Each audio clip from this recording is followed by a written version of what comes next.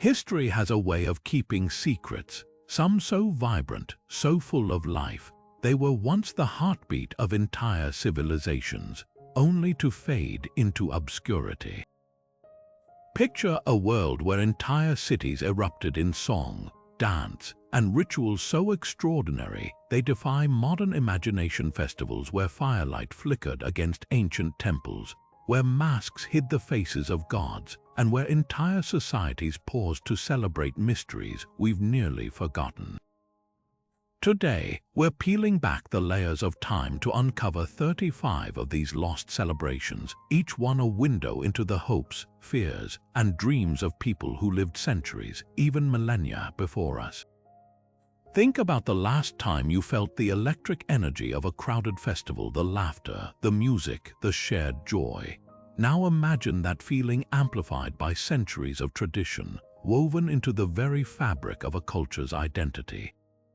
These weren't just parties, they were sacred acts of communion with the divine, markers of seasons changing, or even tests of courage that could make your hair stand on end.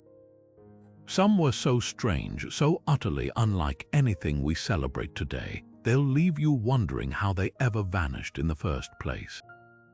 What if I told you there was a festival where warriors raced chariots through flaming hoops to prove their worth to the gods? Or a night when entire villages stayed awake, whispering prayers to ward off spirits lurking in the shadows? These are the stories time tried to erase, the forgotten pulse of ancient life, waiting to be rediscovered. So settle in, because we're about to embark on a journey through the most astonishing, mysterious, and sometimes downright bizarre festivals the ancient world ever created. By the end, you'll see history not as a dusty textbook, but as a living, breathing spectacle of human ingenuity. And who knows, you might just find yourself wishing you could step back in time to dance in the firelight alongside them. Among the most intriguing of these lost celebrations was the Thesmophoria, a festival so shrouded in secrecy that even most ancient Greek men knew little about it. Held in honor of Demeter, the goddess of harvest and fertility, this three-day event was exclusive to women, a rare moment in a society where public life was dominated by men. Picture this, wealthy and working-class women alike setting aside their daily duties to gather in sacred spaces, forming a sisterhood bound by rituals passed down through generations. The air would have been thick with whispers, laughter, and the weight of something sacred unfolding. At the heart of the Thesmophoria was a ritual so strange it sounds almost mythical today. Days before the festival, women would toss piglets, yes, live piglets, into deep pits called megara, along with pine branches and other offerings. After letting the remains decay, they'd retrieve them during the festival, placing the rotting flesh on altars alongside cakes shaped like genitals. It wasn't just shock value, this was a potent fertility rite. The decaying pigs symbolized rebirth, a way to coax the earth into bearing fruit again, ensuring bountiful harvests for the coming year. The women believed their actions directly influenced the land's vitality, a sacred responsibility. But the Thesmophoria wasn't just about crops. For those 3 days, women held unmatched social power. They staged mock trials to judge men who had wronged them, swapping societal roles in a way that would have been unthinkable the rest of the year. Some scholars believe they even reenacted myths where goddesses outsmarted gods, turning the festival into a subtle rebellion against the patriarchy. Imagine the energy, a space where wives, mothers, and daughters could speak freely, share wisdom, and temporarily escape the rigid rules of Athenian life. What's remarkable is how this festival balanced secrecy with spectacle. While men were barred from attending, the entire city felt its effects. If the rituals were performed incorrectly, the Greeks feared famine or societal chaos. So, in a twist, men relied on women's hidden labor to ensure their survival. The Thesmophoria wasn't just a festival, it was a quiet revolution, proving that even in the shadows, women shaped the destiny of the ancient world. Now let's leap from the hushed, secretive world of the Thesmophoria to the riotous explosion of color and revelry that was Rome's Floralia. If the Greek festival was about whispered power, this was pure, unapologetic spectacle, a 6-day explosion of spring so vibrant, even the sternest Roman senators couldn't resist its pull. Held in late April to honor Flora, the goddess of blossoms and fertility, this was Rome at its most uninhibited, where the city shed its togas and military discipline for flower crowns, wine, and performances so raucous they'd make a modern theatergoer blush. Streets overflowed with garlands of lupines and ivy, while temples dripped in petals as offerings piled high. But this wasn't just a feast for the eyes, the Floralia engaged every sense. Imagine the scent of roasting meats mingling with crushed herbs, the thunder of applause as actors took to temporary stages, and the sudden gasps as live hares and goats were released into the crowds. These animals weren't just for show, their presence symbolized fertility and rebirth, darting between legs as revelers laughed and reached out to touch them for luck. Some sources even suggest deer or antelope joined the chaos, turning the city into a living, breathing menagerie. The festival's theatrical performances were legendary, but not in the way you might expect. Forget solemn tragedies, Floralia plays were packed with bawdy humor, political satire, and mimes whose performances pushed boundaries so far they'd be scandalous even today. Actresses sometimes shed their clothing mid-scene, blurring the line between theater and burlesque. For conservative Romans, it was shocking. For everyone else, the highlight of the year, even the usually strict Emperor Augustus, who tried to curb Rome's excesses, knew better than to cancel the Floralia. Its popularity was untouchable. Yet beneath the hedonism lay something profound. This wasn't just about indulgence, it was a collective exhale, a recognition that life, like spring, was fleeting and deserved celebration. Prostitutes, often marginalized, took center stage as honored participants, their presence a nod to Flora's domain over both flowers and human fertility. For 6 days, social hierarchy softened. The rich and poor drank together, slaves and masters shared laughter, and the city remembered the raw, pulsing joy of being alive. When torches lit the night games, their glow wasn't just for show, it was a promise. As long as flowers bloomed, Rome would endure. Deep in the heart of winter, when the vines lay barren and the air bit cold, Athens transformed into a city teetering between celebration and solemnity.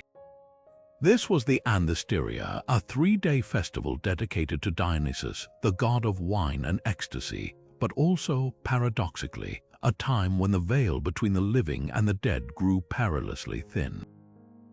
Unlike the raucous, sun-drenched revelry of other Dionysian festivals, the Anthesteria carried an eerie duality. Wine flowed freely, yet the streets pulsed with whispers of unseen guests.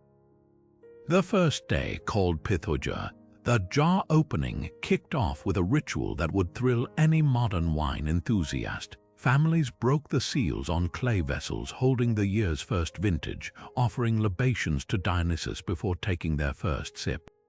But this was no ordinary toast. Athenians believed the god himself dwelled momentarily in the wine, so each drink was an act of communion. Yet even as laughter echoed in homes, people chewed bitter herbs to ward off malevolent forces, a reminder that joy and danger walked hand in hand. Day 2 chose the Day of the Jugs, turned the city into a surreal carnival.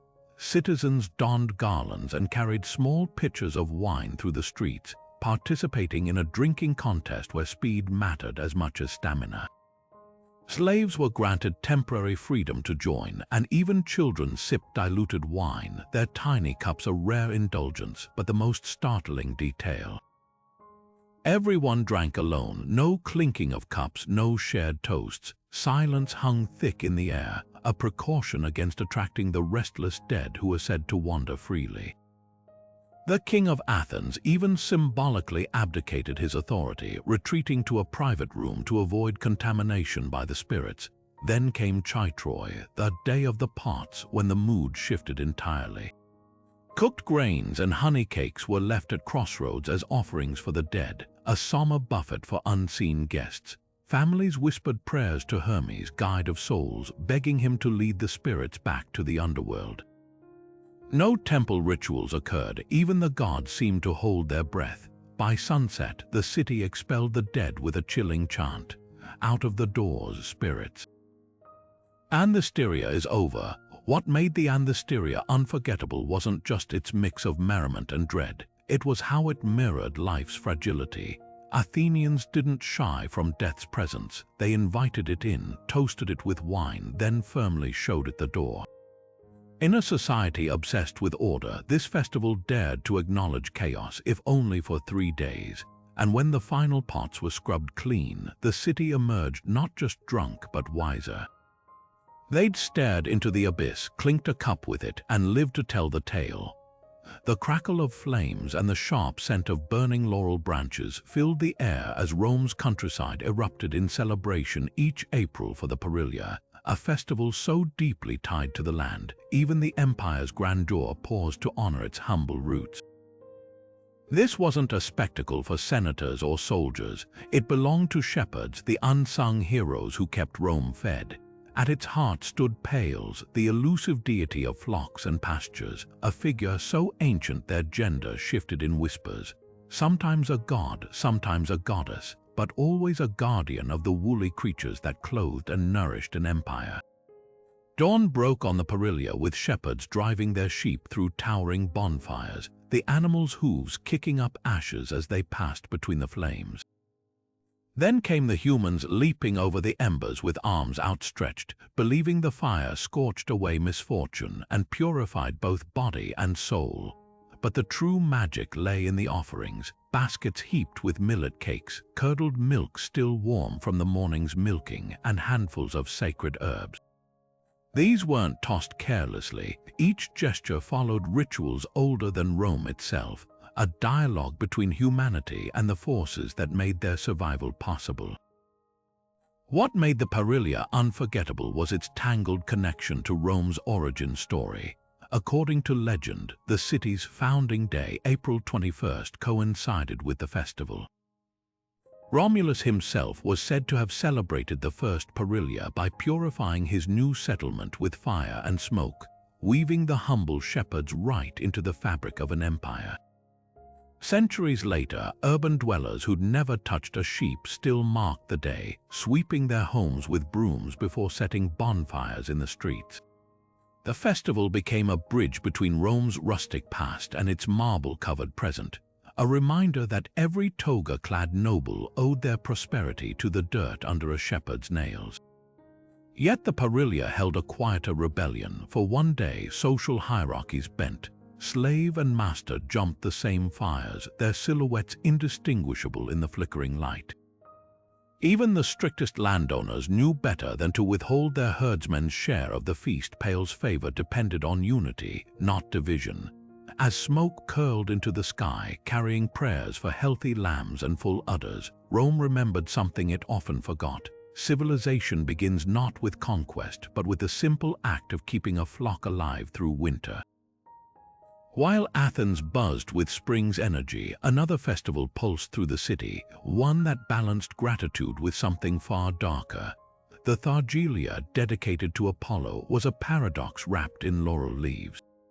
On the surface, it celebrated the first harvest's promise, baskets brimming with figs, olives, and grains carried in procession to the god of light and healing. Yet beneath the sunlit offerings lurked a ritual so unsettling. It's hard to reconcile with the Greeks. We think we know the brutal expulsion of the pharmakoi, human scapegoats burdened with the city's sins. The festival's name came from thargelos, a loaf made from those first grains, baked with honey and oil as a communal offering. Villagers competed to present the most lavish displays, their pride tied to Apollo's favor. Choirs of boys sang hymns so intricate, their rehearsals lasted months. Each note meant to stitch harmony between humanity and the divine. For a moment, it was all sweetness and light until the drums changed tempo. Then came the pharmakoi, typically chosen from society's margins, the poor, the disabled, criminals. They were draped in fig branches, a symbolic weight placed upon them. Some sources claim they were fed ceremonial meals, even honored, before being led through the streets as crowds lashed them with branches and drove them beyond the city walls. Others suggest they were stoned or burned, though historians debate whether this was literal or symbolic. Either way, their exile was meant to purge Athens of famine, plague, and moral decay, a sacrificial reset button for the new year. What's bone-chilling is how casually the Greeks documented this. Comic poets joked about it, civic records noted the practice matter-of-factly. The pharmakoi weren't villains, they were a necessary release valve for collective anxiety. In a world where crop failure meant starvation and disease could erase whole families, the line between cruelty and survival blurred. Apollo, god of reason, presided over this madness, a reminder that even the brightest light casts the sharpest shadows. Yet the Thargelia's legacy isn't just horror.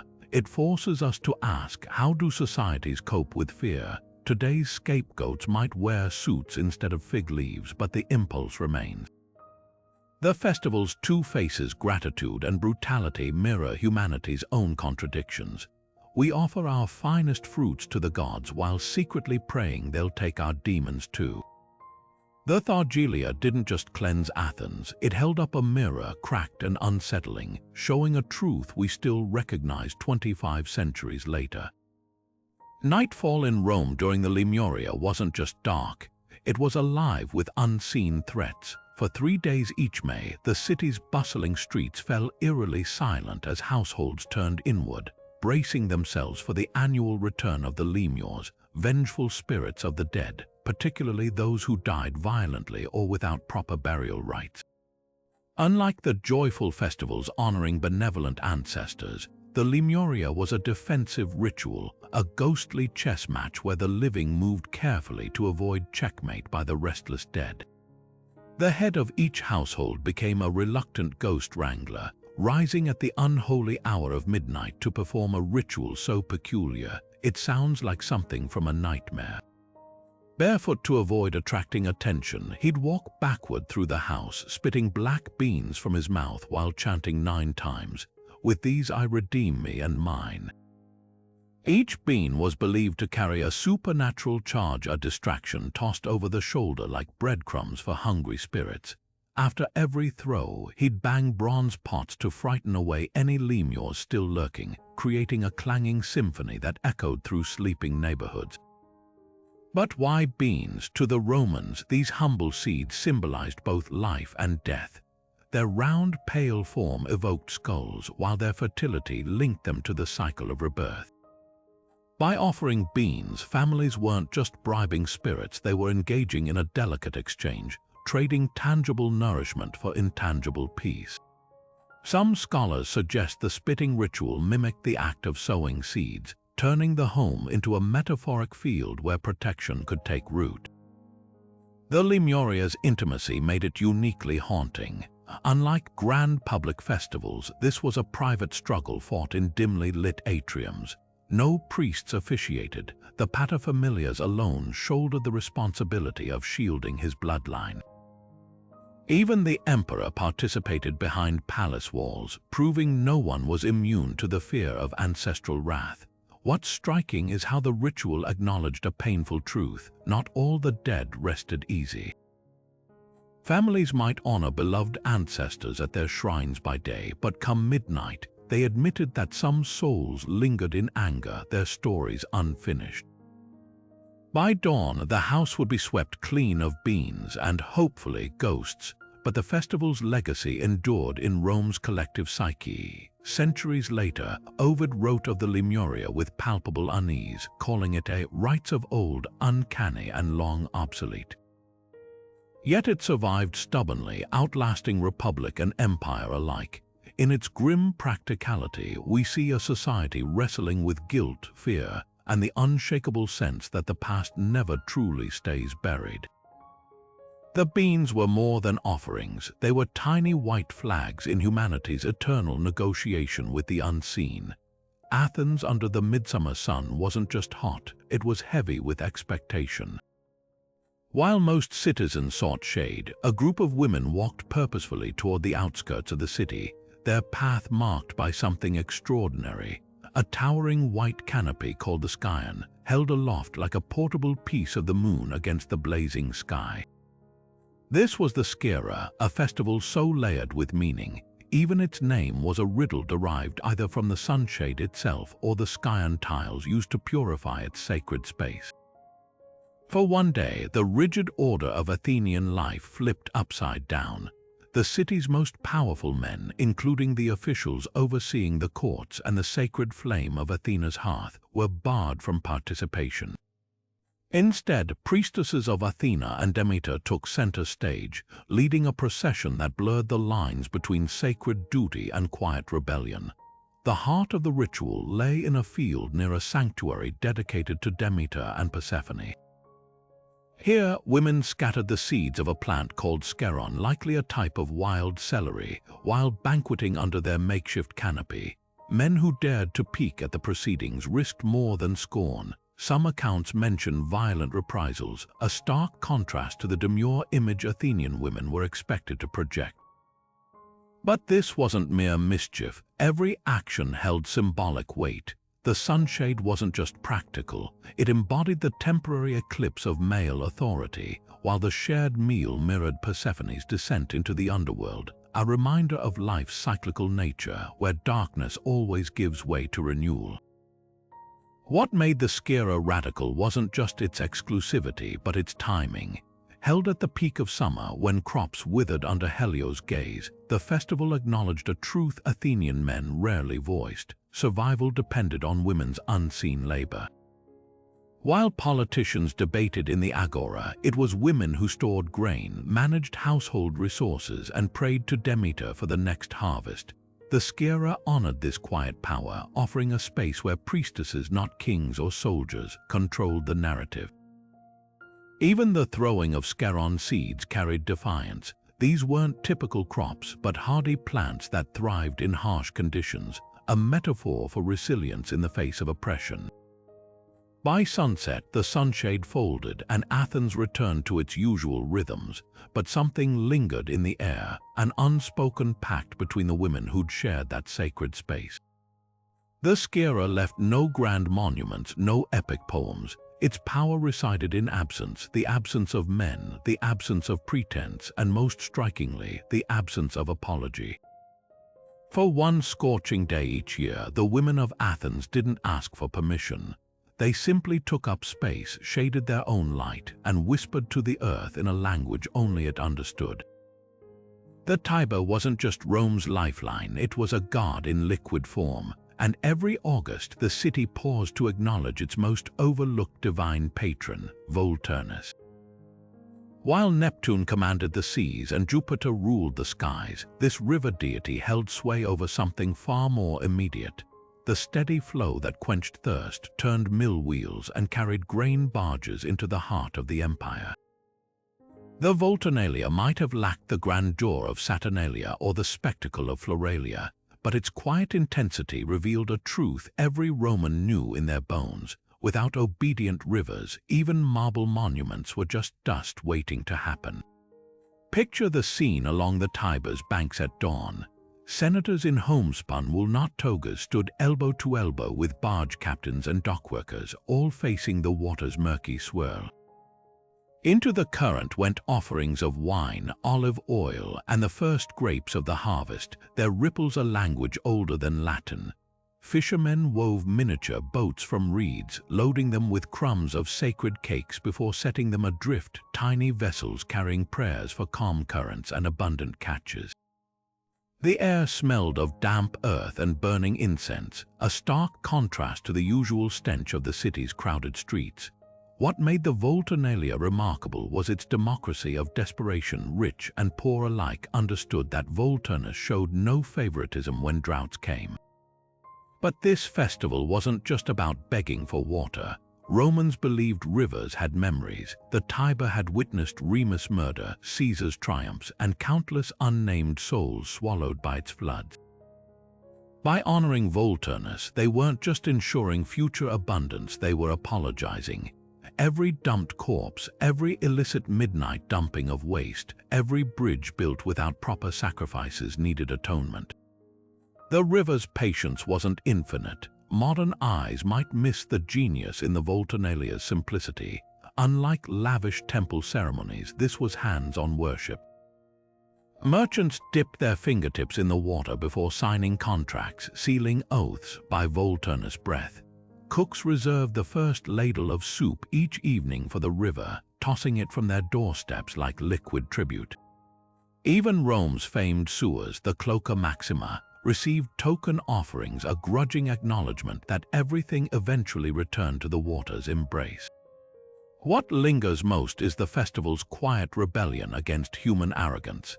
In a city that conquered nations and bent nature to its will with aqueducts and canals, the Volturnalia was a yearly admission. Some forces couldn't be engineered into submission.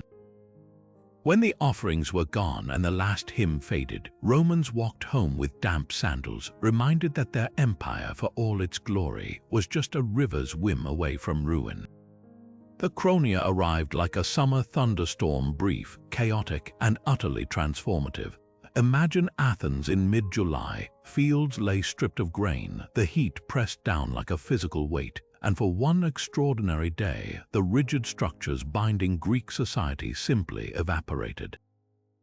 Slaves lounged beside their owners, sharing the same wine. Masters served meals to those who typically served them. Even the sternest lawmakers set aside their scrolls to roll dice with tradesmen in the shade. This was Greece's Saturnalia, but with a twist. Where Rome's winter festival leaned into drunken revelry, the Chronia pulsed with something far more radical, the deliberate untangling of power itself. The festival's roots coiled deep into the myth of Kronos, the titan who devoured his own children to prevent rebellion.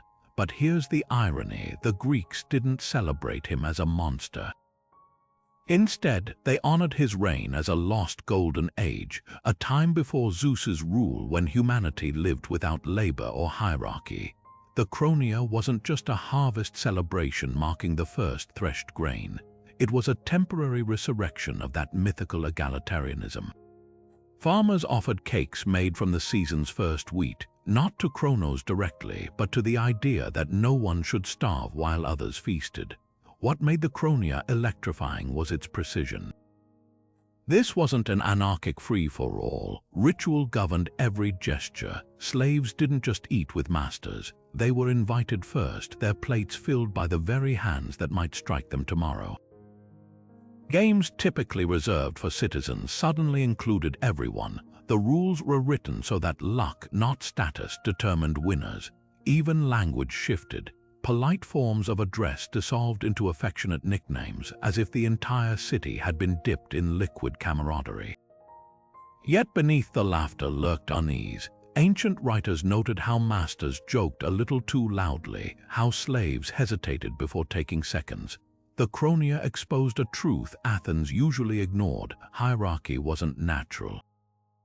It was a choice, and for 24 hours that choice was unmade.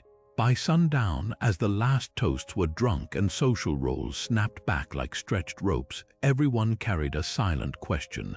What if the golden age wasn't behind them but ahead? The Chronia's genius was in its brevity, just long enough to unsettle, too short to spark revolt. No other festival walked this razor's edge so deftly.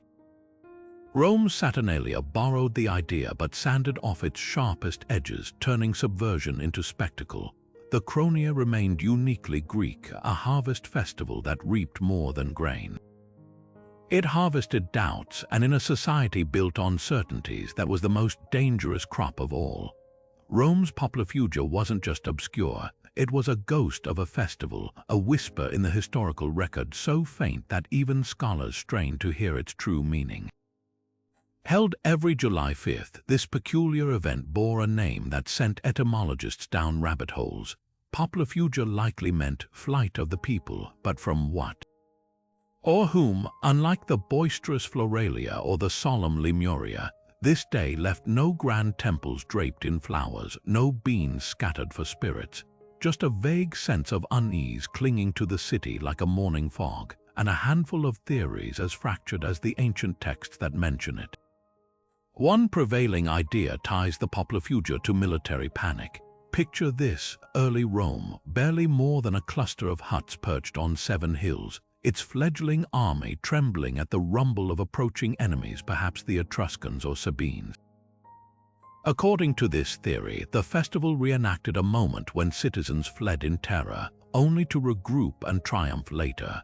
Rituals may have involved staged chaos, with people scattering and reassembling as a metaphor for resilience. But here's the twist: by the imperial era, nobody could agree on which battle it commemorated. The details had blurred into myth, leaving Romans to pantomime a crisis their ancestors had long forgotten. Then there's the darker, more tantalizing connection to Romulus, Rome's legendary founder and its first vanished king. Some ancient sources suggest the Poplar marked the day he disappeared during a thunderstorm, torn apart by senators or snatched into the heavens. If true, the flight might symbolize the people's terror at losing their leader, or even their guilt over his alleged murder. Fragments of rituals hint at this: men dressed as shepherds, a nod to Romulus' humble origins, fleeing across the Palatine Hill, while sacrifices were made to appease the storm god Jupiter. But like Romulus himself, the festival's roots dissolved into legend, leaving later historians to stitch together clues like detectives solving a cold case. What makes the Poplar haunting isn't just its ambiguity, but its quiet defiance of Rome's usual obsession with order. This was a day that celebrated, or perhaps lamented, collective panic, a crack in the empire's carefully constructed facade of control. No other festival dared to commemorate fear so openly. Even the records themselves seem to flee from clarity. Cicero barely mentions it, and Varro's notes are as fragmented as a shattered urn. By the time Ovid wrote about it in the Fasti, the ritual's original meaning had already slipped through his fingers like smoke. Perhaps that's the point.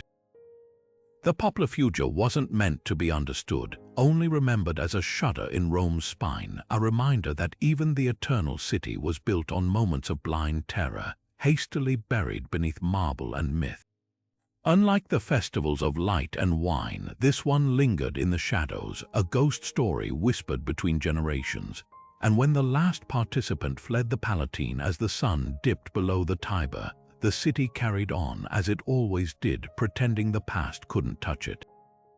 But the festival's name endured, a single word heavy with echoes: Popli, the people; Fuga, their flight, a mystery wrapped in 2 syllables, waiting for someone, anyone, to solve it.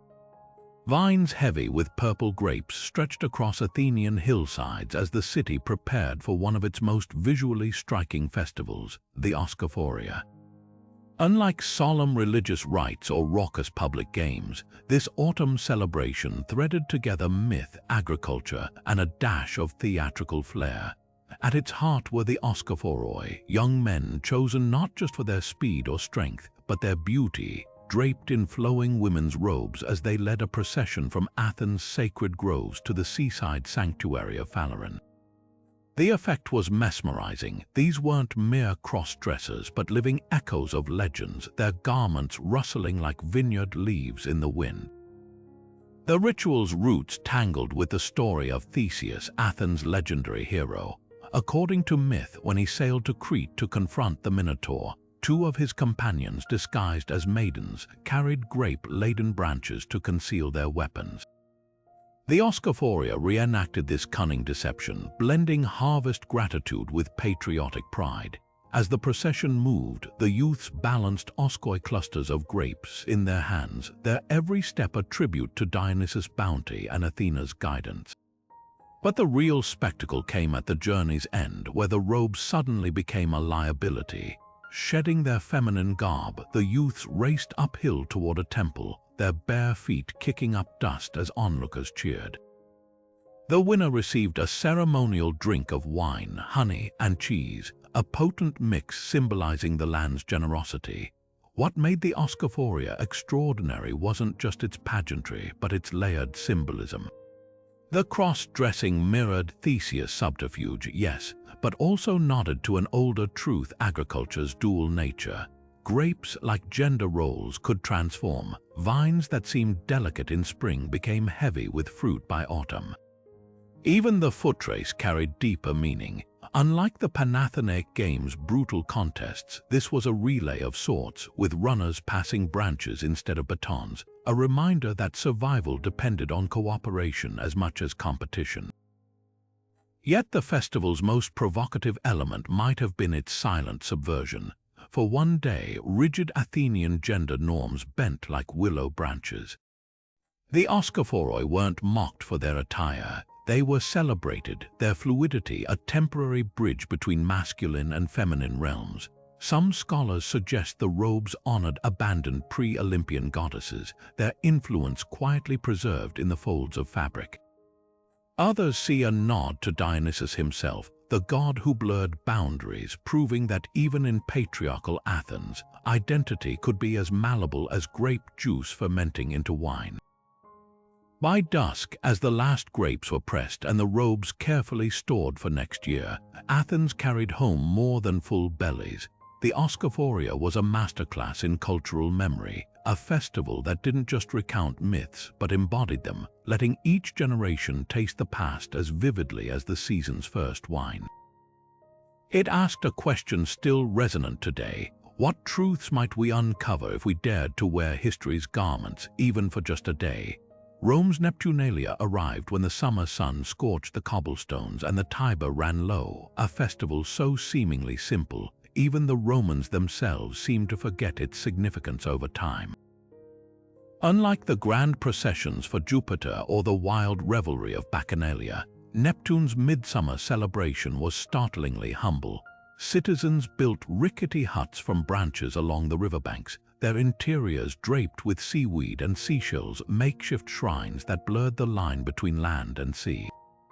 Inside these fragile shelters, families shared meals of salted fish and barley cakes, their laughter echoing under roofs that wouldn't survive the next thunderstorm.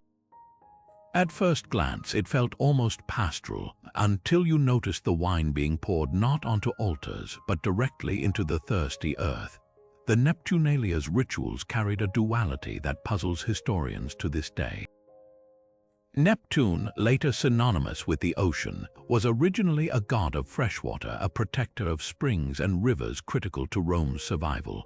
Some scholars argue the huts symbolized ships, their leafy walls mimicking the vessels that depended on calm waters.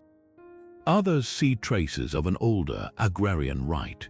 The structures acted as shade for farmers praying to prevent drought, their offerings a desperate bargain for the next rain. The truth might lie somewhere in between. Roman sailors certainly honored Neptune before voyages, but the festival's timing, July 23rd, at the peak of harvest anxiety, suggests a deeper, earthbound urgency. What's haunting is how little evidence remains. No grand temples were dedicated for the Neptunalia. No emperors commissioned coins in its honor. The poet Ovid barely mentions it in his Fasti, and even Varro, Rome's meticulous chronicler of festivals, offers only fleeting references. This absence speaks volumes. Neptune's midsummer rites may have been too localized, too tied to the rhythms of peasant life, to leave a mark on marble inscriptions. Or perhaps its very simplicity doomed it to obscurity. Water was a daily concern, not a spectacle. While Jupiter's thunder demanded awe, Neptune's murmurs were swallowed by the rustle of reeds and the creak of wooden huts. Yet the Neptunalia's legacy lingers in subtle ways. Modern festivals, from Portugal's Festa do Neptune to Caribbean boat blessings, echo its themes of water and gratitude. And if you walk the Tiber's banks today in late July, you might spot Romans unaware of the ancient tradition, still picnicking under makeshift canopies when the heat becomes unbearable. The god of freshwater might have faded from memory, but the human need to bargain with forces beyond our control, that never really goes away. The Neptunalia didn't vanish. It just returned to the current that carried it, as fluid and quiet as the river itself. As autumn's first chill crept through Athens, the city prepared for a festival that turned children into living bridges between the human and divine. The Paeanopsia, named for the bubbling of beans in sacrificial pots, was Apollo's ode to the harvest, but not the one you might expect. While most cultures celebrated ripe grain or swollen grapes, this festival honored the humble bean, a crop so vital to Greek survival it warranted its own divine ritual. Yet the true magic lay not in the cooking pots but in the hands of the young. At dawn, bands of children wove through the streets clutching olive branches draped with strange bounty, the eerie. This wasn't just decoration, it was a sacred collage of the season's first fruits: figs, olives, bread rolls, even tiny flasks of honey. Some branches swayed with woolen threads, symbolizing the fleece that would clothe families through winter. As they knocked on doors singing ancient hymns, homeowners rewarded them with treats, creating a ripple of generosity that stretched across the city. The eerie's power went beyond its ingredients. Its very shape was a prayer. The olive branch, sacred to Athena, bent under the weight of Apollo's gifts, a tangible union of two deities who rarely shared the spotlight. The climax came at Apollo's temple, where the branches were hung above doorways like botanical talismans. Left to dry through winter, their shriveled remains weren't discarded come spring. They were burned in the next year's Palinopsia fires, completing a cycle as old as agriculture itself. But why children? Greek tradition held that the young, untainted by oaths or greed, carried purer intentions. Their voices were thought to pierce the divine veil more cleanly, their small hands better conduits for humanity's gratitude. Behind the pageantry lurked a profound lesson in interdependence. The beans boiling in ceremonial pots weren't just food, they were winter's insurance policy, protein-rich and easily stored.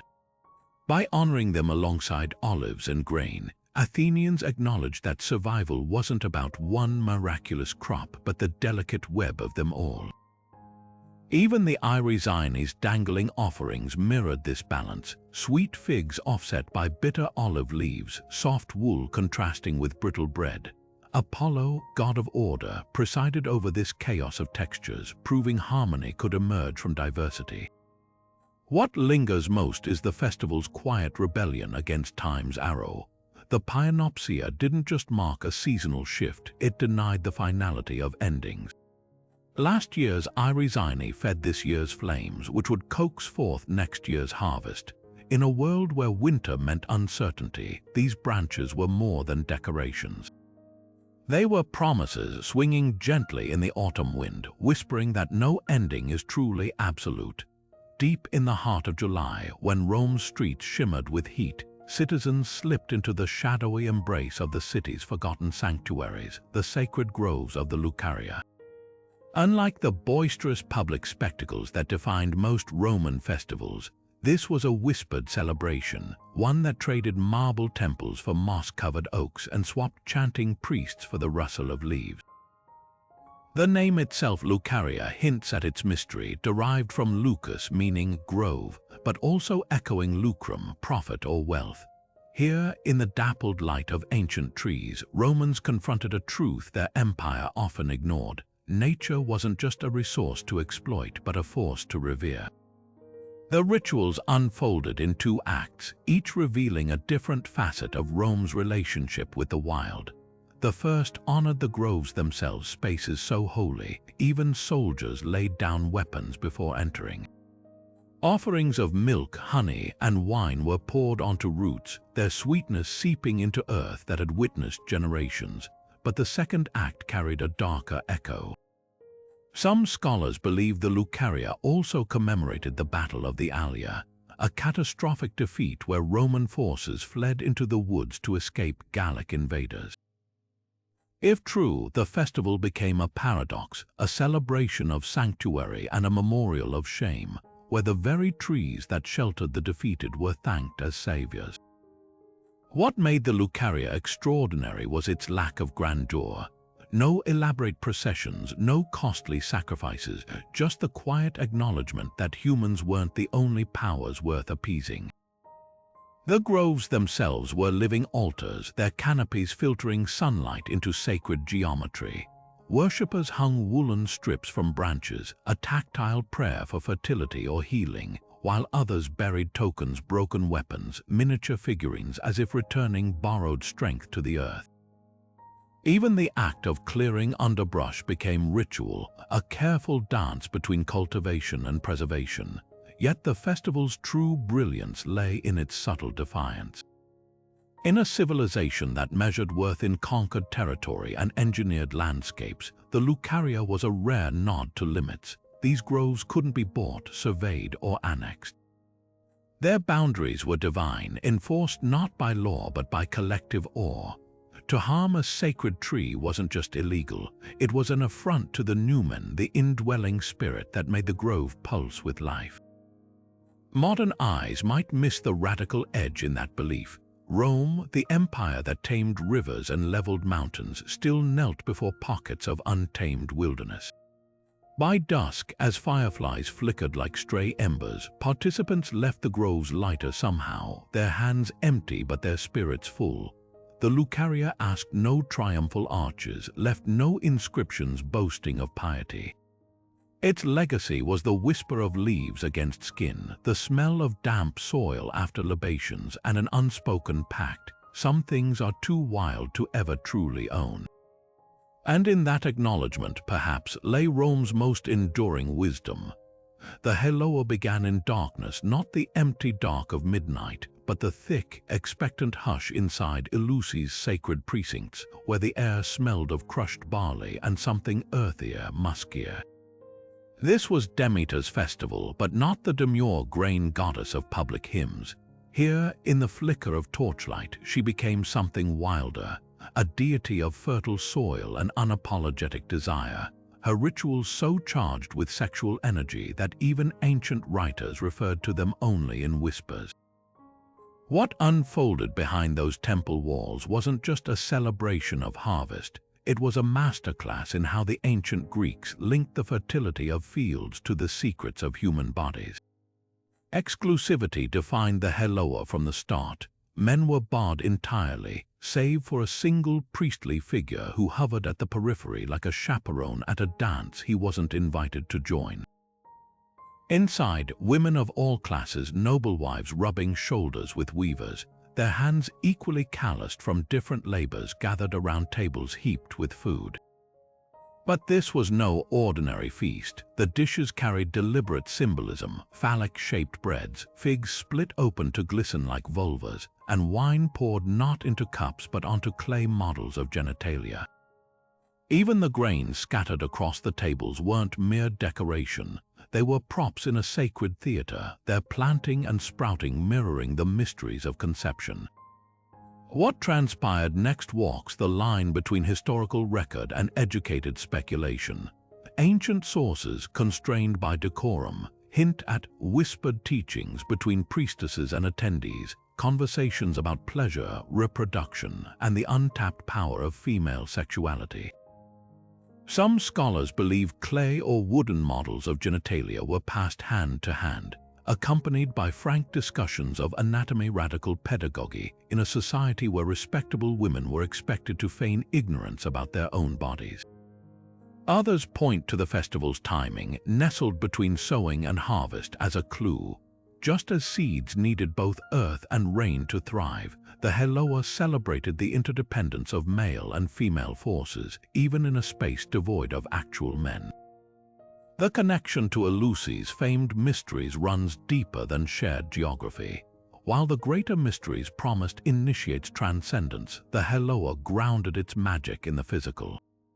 Priestesses may have reenacted the myth of Demeter's grief and restoration, but with a twist. This was the chapter where the goddess, in her rage, made kings impotent until they acknowledged women's sovereignty over life's most essential acts. The message was clear: without the raw, unpretty power of fertility, there were no golden sheaves, no heirs, no future. Yet the Heloa's boldest legacy might be its quiet subversion of shame. In a culture that veiled respectable women in literal and figurative layers, here was a night dedicated to unapologetic embodiment. The laughter echoing from those halls wasn't just festive, it was defiant. When participants emerged at dawn, their cloaks smelling of sacred oils and sweat, they carried more than Demeter's blessings. They carried the weight of a truth too often buried. that civilization doesn't rise from abstract virtue, but from the very urges it sometimes pretends don't exist. The Haloa didn't just honor fertility, it honored the messy, glorious fact that life, in the field or the womb, demands both dirt and desire. Among Rome's countless forgotten deities, few fell as far into obscurity as Farina. Once honored with her own priesthood and a sacred grove along the Tiber, this goddess of spring saw her legacy reduced to a single, chilling footnote in history, the place where Cicero drew his last breath. The Ferinalia, her annual festival each July 25th, had already faded into irrelevance by the late Republic, its rituals so poorly recorded that even the meticulous scholar Varro admitted he barely understood them. Yet the story of Farina's decline reveals more than just religious evolution. It's a testament to how Rome's thirst for power could drown even its oldest sacred waters. Picture the goddess in her prime, a nymph-like figure whispered to dwell in the underground springs that fed Rome's aqueducts. Farmers left offerings at her grove's mossy stones, praying for clean wells and steady streams. Her festival likely mirrored other water rites, libations poured into the earth, branches dipped into sacred pools, but with a twist. Some inscriptions hint at nocturnal ceremonies, torchlit processions where water's reflective surface became a mirror for divination. What made Farina unique was her domain's ambiguity. Unlike Neptune, who commanded vast waters, or Juturna, goddess of healing springs, she presided over the hidden sources, the places where liquid first kissed air. In a city built on engineering marvels, she represented the raw, untamed origin of it all. Then came the Republic's unraveling. As Rome's elite amassed wealth and power, older cults like Farina's withered. Her grove, once bustling with pilgrims, became a quiet patch of trees near the modern Vatican. No one could have predicted its grim second act, when Cicero, Rome's greatest orator, fell victim to Mark Antony's proscriptions in 43 BC. Assassins cornered him near Farina's neglected shrine. The irony was brutal. A man who defended tradition died where tradition had been forgotten. Plutarch's account paints a haunting scene: Cicero leaning from his litter to bare his neck, his blood soaking the same earth where libations once nourished the goddess. The Farinalia's disappearance wasn't just religious evolution, it was a parable of Roman ambition. Springs that once seemed mystical became mere utilities, their deities reduced to poetic metaphors.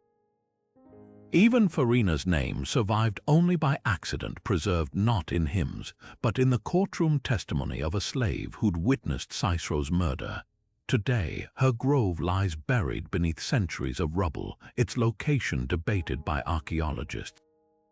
But walk the Janiculum Hill at dusk, where old aqueducts still murmur, and you might sense something lingering, not just the ghost of a fallen statesman, but the whisper of a goddess who watched empires rise and fall, as inevitable as water-carving stone.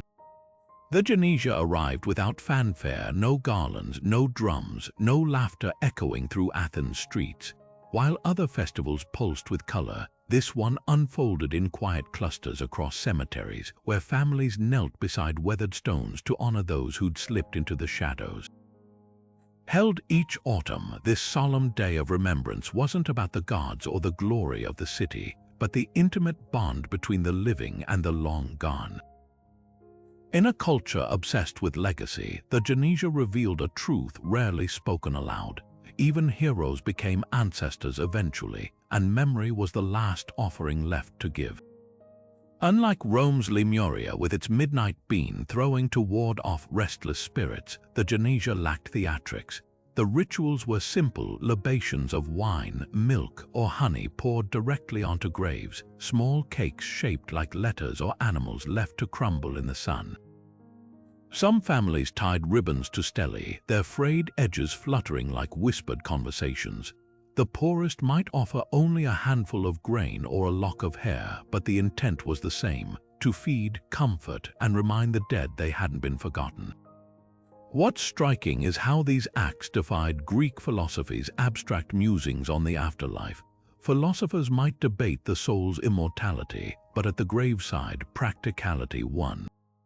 If your grandfather's spirit lingered hungry in Hades, no amount of logic would fill his belly. The festival's power lay in its democracy of grief. Wealthy aristocrats and penniless laborers alike followed the same customs, their status erased by shared mortality. Even slaves were permitted to visit ancestral tombs, a rare acknowledgement that loss transcended social hierarchies. Historians note how the Genesia's timing coincided with the agricultural cycle's quiet period, when the last harvest was stored and the earth lay fallow. The parallel was deliberate. Just as fields needed rest, so did the living need pause to tend the invisible crop of memory. Yet the Genesia wasn't entirely joyless. Some graves became picnic sites where families shared stories of the departed between bites of bread and olives. Children heard tales of great-grandparents they'd never met, stitching them into the family tapestry.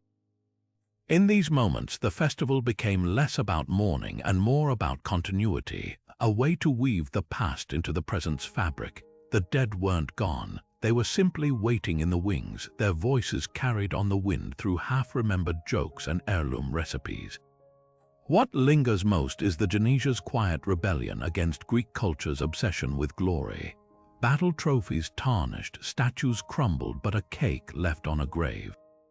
That was immortality anyone could grasp. In a society that celebrated Olympic victors and epic poets, this festival whispered a radical idea. Maybe the most lasting legacy wasn't fame, but the certainty that someone, someday, would still say your name aloud to the empty air. And in that moment, you'd live again, if only until the last drop of wine sank into the earth. The Mediterranean arrived when Rome's wine barrels stood at their most precarious, new wine still young and sharp in the casks, last year's vintage clinging to its final dregs. Held every October 11th, this puzzling festival centered on a single, enigmatic act: mixing old wine with new and drinking the blend as a concoction both medicinal and mystical. Unlike the raucous liberalia or the theatrics of the Bacchanalia, the Mediterranean was a quiet, almost introspective rite, its name whispering its purpose: medere, to heal, though even the Romans themselves seemed fuzzy on the details. What survives in the fractured records paints a scene of domestic ritual rather than public spectacle. Families gathered not in temples but in their own homes, pouring the previous year's fading wine into cups alongside the just fermented harvest.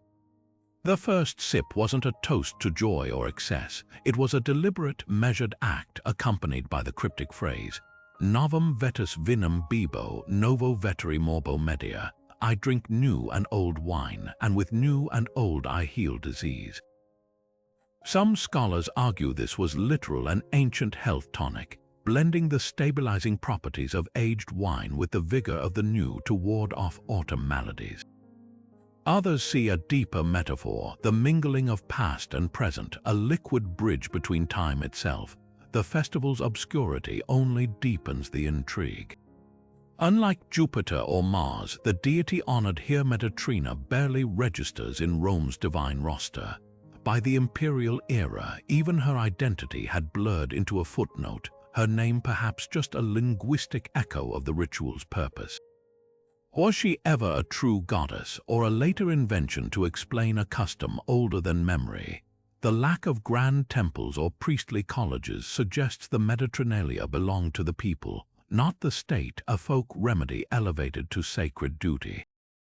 Yet the ritual's genius lies in its practicality. Wine was Rome's lifeblood, its preservation a matter of survival. Mixing old and new wasn't just symbolic, it was a preservation technique, the acids in fresh wine preventing the older batch from souring further. The health claims weren't pure superstition either. Antimicrobial compounds in wine did offer genuine protection against waterborne illnesses. In one gesture, the Mediterranean acknowledged wine's duality, a substance both sacred and mundane, capable of intoxication and healing in equal measure. Perhaps the most haunting aspect is how the festival mirrors our own seasonal rhythms. Even today, autumn brings flu shots and vitamin tonics, the instinct to fortify against winter's threat. The Mediterranean, in its quiet way, recognized that survival wasn't just about feasting or prayer. Sometimes it was a simple act of blending what's fading with what's fresh and trusting the mix to carry you through. Athens in late autumn wasn't just a city, it was a symphony of chisels, looms, and forges, all tuning up for the Chalkeia. Unlike the grand public spectacles honoring Athena as a warrior or patron, this festival celebrated her quieter side, the goddess who breathed skill into fingertips and turned raw materials into marvels. Held on the last day of Paeantian, the Chalkeia wasn't for politicians or soldiers. It belonged to the potters, weavers, and metalworkers whose calloused hands built the city's daily beauty. The air smelled of hot wax and olive oil as workshops overflowed into streets, their usual clatter replaced by something rarer, pride on display. At its heart lay a ritual so tactile it defied Athena's lofty image. Artisans didn't just offer finished works to the gods, they reenacted the divine spark itself. Potters kneaded clay mixed with sacred water from the Erechtheion, while bronzesmiths cast miniature anvils to place beside Hephaestus' shrines. But the most striking tribute came from the weavers. On this day, the peplos, a robe destined for Athena's statue in the Panathenaea, began its journey. Women spun the first threads in public view, their spindles whirling like tiny constellations, transforming wool into something holy. The message was clear: creativity wasn't just a gift from the gods, it was a collaboration. What made the Chalkeia extraordinary was its radical inclusivity. Most festivals divided participants by gender or class, but here, Metic's foreign residents worked alongside citizens, their talents outweighing their status. Even slaves with craft skills were granted temporary freedom to contribute. The playwright Aeschylus allegedly showcased his pottery at the Chalkeia before turning to words, proving art could be a passport between worlds. This was Athena at her most democratic, her owl's gaze softening as she watched a sandal maker's daughter outstitch a noblewoman, yet beneath the camaraderie lurked fierce competition. Workshops vied to display the most ingenious creations, knowing victory meant commissions and prestige. A surviving account describes a carpenter who unveiled a folding chair so clever, spectators accused him of Hephaestus' divine aid. The teasing masked genuine awe. In a society obsessed with martial glory, the Chalkeia dared to suggest that a well-jointed table or a perfectly glazed vase could be its own kind of triumph. The festival's legacy lingers in the quiet moments we still share with makers today. That urge to run a thumb along a pot's rim, to marvel at the warp and weft of fabric. It's the same wonder Athenians felt watching a bronze mirror polished to perfection under its creator's rag. The Chalkeia didn't just honor craft, it revealed the secret heartbeat of civilization. Not conquests or speeches, but the simple, sacred act of making something where once there was nothing. December in Rome wasn't just about Saturnalia's raucous revelry. There was another festival lurking in the long winter nights, one that tugged at the thin veil between the living and the dead. The Angeron arrived like a whisper in the cold, its rituals steeped in the kind of eerie intimacy that made even the boldest legionnaire glance over his shoulder. At its heart were the imagines, wax masks of ancestors kept by noble families, which on this night were taken from their shadowed alcoves and arranged in silent rows, their hollow eyes watching the festivities unfold. But this wasn't mere remembrance, it was a negotiation, a careful balancing act between honoring the dead and pleading with them to stay where they belonged. The festival's connection to the Compitalia, Rome's crossroads cult, reveals its deeper purpose. While the Compitalia honored the Lares Compitales, spirits of the land, the Angeron, focused on the deep parents, the ancestral dead whose favor could mean the difference between prosperity and ruin.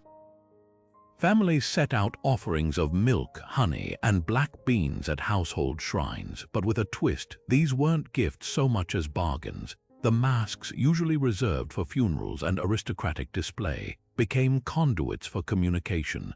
their lifelike features a stark reminder that the past was never truly gone. Some sources suggest the name Angeron, itself derived from Angerona, the goddess of secrecy, hinting at rites too potent to speak aloud. What makes this festival so chilling is its contrast to the cheerful chaos of Saturnalia. Where December's other celebrations embraced excess, the Angeron thrived on restraint. No raucous songs, no clashing cymbals, just the murmur of prayers and the faint creak of wooden masks shifting in the winter air. Even the timing was deliberate, held near the solstice when the year's decay mirrored the natural world's dormancy. Romans believed the dead drew closer as daylight waned, their presence almost palpable in the frost-laced darkness. Yet the Angeron wasn't purely somber. Like the Compitalia's neighborhood feasts, it carried an undercurrent of community. Neighbors compared their ancestral masks, sharing stories of long-gone heroes and cautionary tales of vengeful spirits. The masks themselves weren't static relics, they were often repaired or repainted, their features subtly altered to reflect how memory shifts over time. In this way, the festival became a dialogue between generations, the living shaping the legacy of the dead, even as the dead shaped the fortunes of the living. The true genius of the Angeron lies in its duality. By displaying the imagines, Romans didn't just acknowledge their ancestors, they domesticated them. A mask on a shelf is a far gentler spectre than one lurking in nightmares, and when the first light of dawn finally crept over the 7 hills, the masks were returned to their cases, the dead politely ushered back to their realm. For another year, at least, the balance held thanks to honey on the lips of ghosts and the unspoken promise that the living would remember, so long as the dead didn't meddle. Before the first plough even broke the soil, when the fields lay dormant under a late autumn sky, the farmers of ancient Greece performed an act of faith, the prorosia, a festival so deeply tied to the land's rhythms that missing it could mean a year of barren earth. Unlike the flashy theatrics of city festivals, this was a quiet, urgent plea to Demeter, goddess of the harvest, whispered over unworked soil.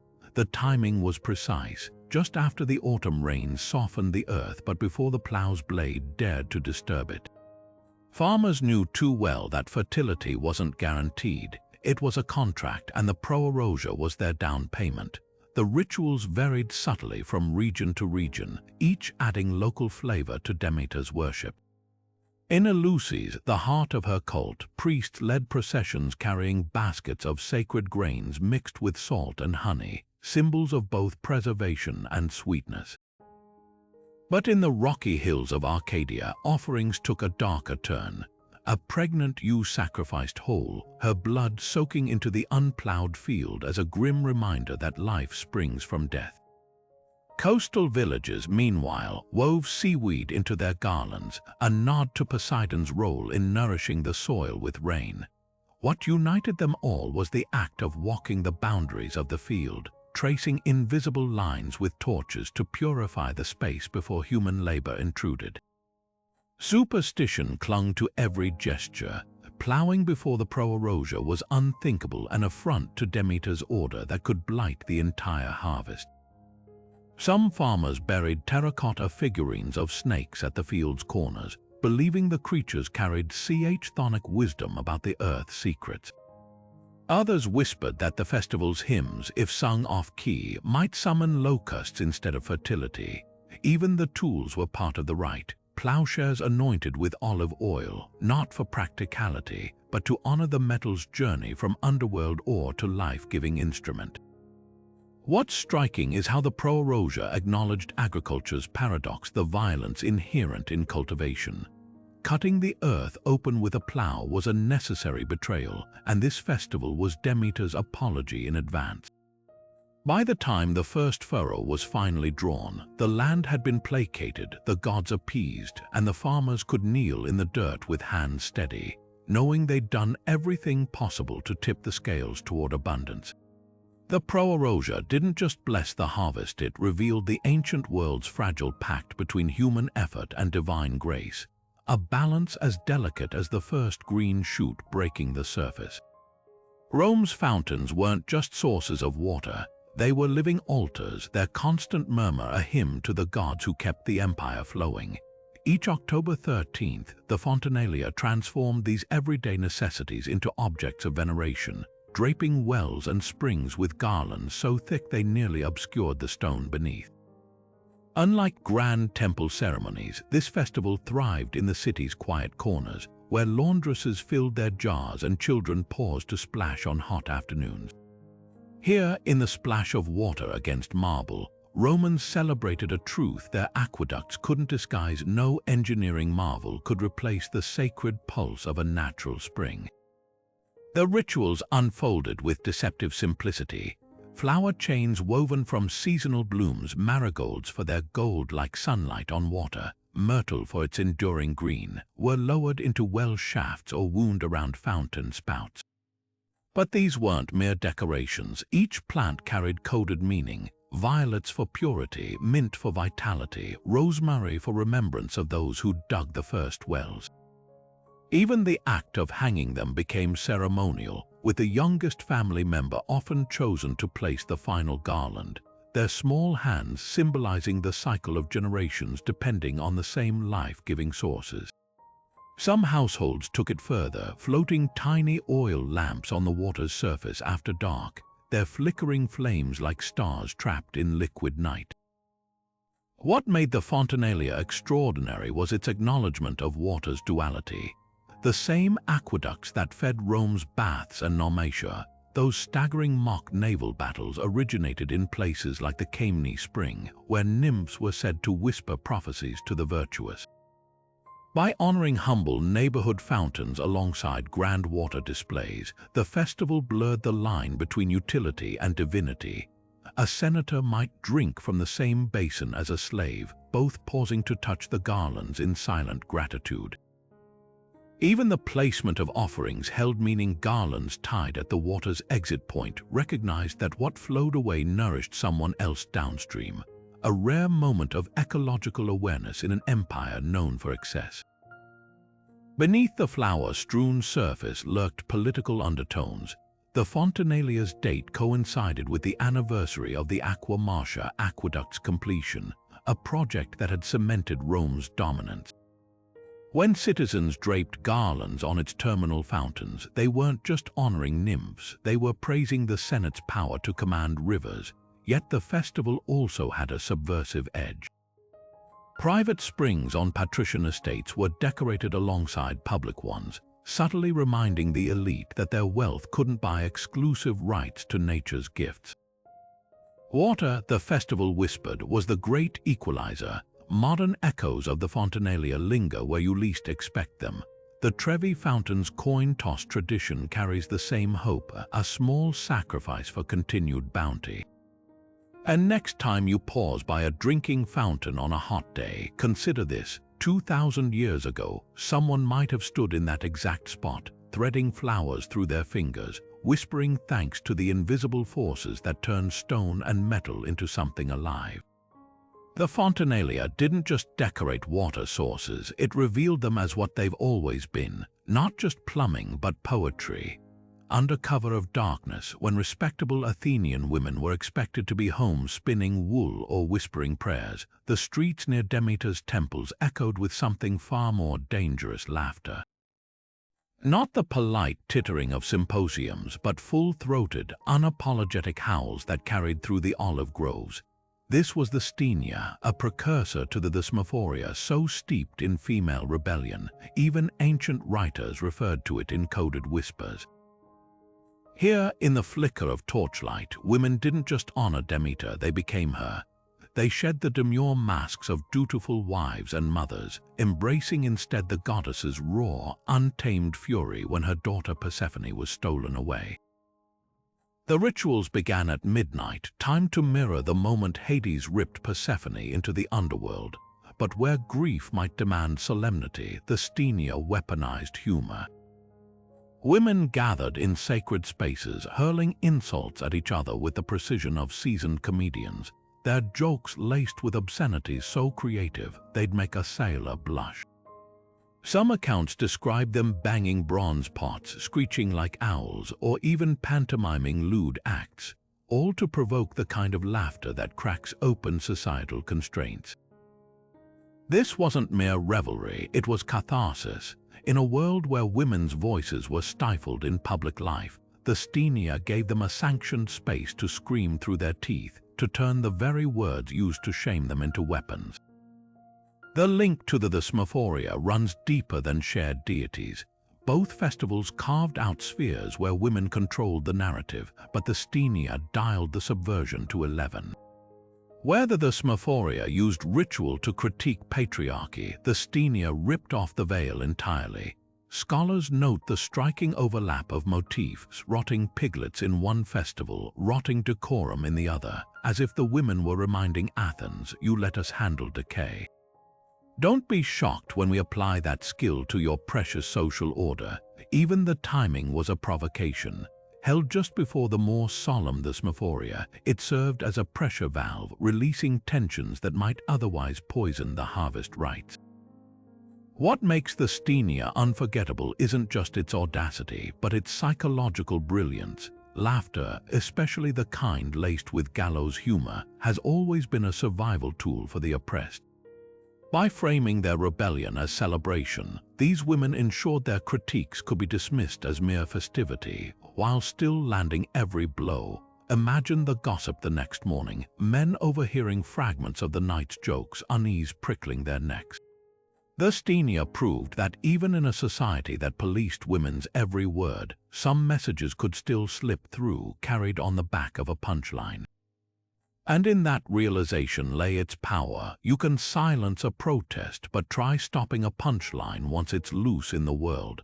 The festival's legacy lingers in the unbroken chain of female humor that stretches from ancient Greece to today's stand-up stages. When a comedian like Tig Notaro or Wanda Sykes turns societal absurdity into laughter, they're walking the same tightrope the women of the Stenia did, using humor to say the quiet part loud, to expose the emperor's nudity without losing their heads. The Stenia didn't just mock the powerful, it proved that laughter, especially women's laughter, is its own kind of revolution.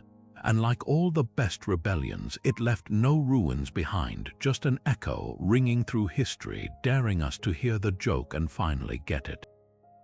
December in Rome wasn't just about feasting and gift-giving. There was another festival lurking in the shadows of the year's end, one wrapped in contradictions and whispered debates. The Laurentalia, observed each December 23rd, honored Acca Laurentia, a woman whose identity fractured into competing legends like shards of broken pottery. Was she a sacred prostitute who amassed wealth through scandalous means, or the devoted foster mother who nourished Rome's twin founders with her own milk? The festival itself offered no clear answers, only rituals as enigmatic as the woman they celebrated, leaving historians to pick through the fragments like detectives at a cold crime scene. Picture the scene, a procession winding its way to the supposed tomb of Acca Laurentia in the Velabrum, the swampy lowland where legend claimed a she-wolf once suckled Romulus and Remus. There, the flame of Quirinus Rome's deified Romulus offered sacrifices not of bulls or lambs, but of simple spelt cakes and garlands of seasonal greens. The offerings were humble, almost rustic, as if acknowledging Acca Laurentia's roots in Rome's pre-marble past. But the most striking detail, the ceremony was closed to the public, witnessed only by priests and perhaps a handful of vestals. This secrecy fueled speculation for centuries. What truths about Rome's origins were too dangerous to share? The debate over Acca Laurentia's role reveals Rome's complicated relationship with its own mythology. One version, favored by the poet Ovid, paints her as a lupa, a term meaning both she-wolf and slang for a sex worker, who bequeathed her earnings to the fledgling city. Another tradition recasts her as the noble wife of Faustulus, the shepherd who raised the twins, her breasts a symbol of nurturing rather than commerce.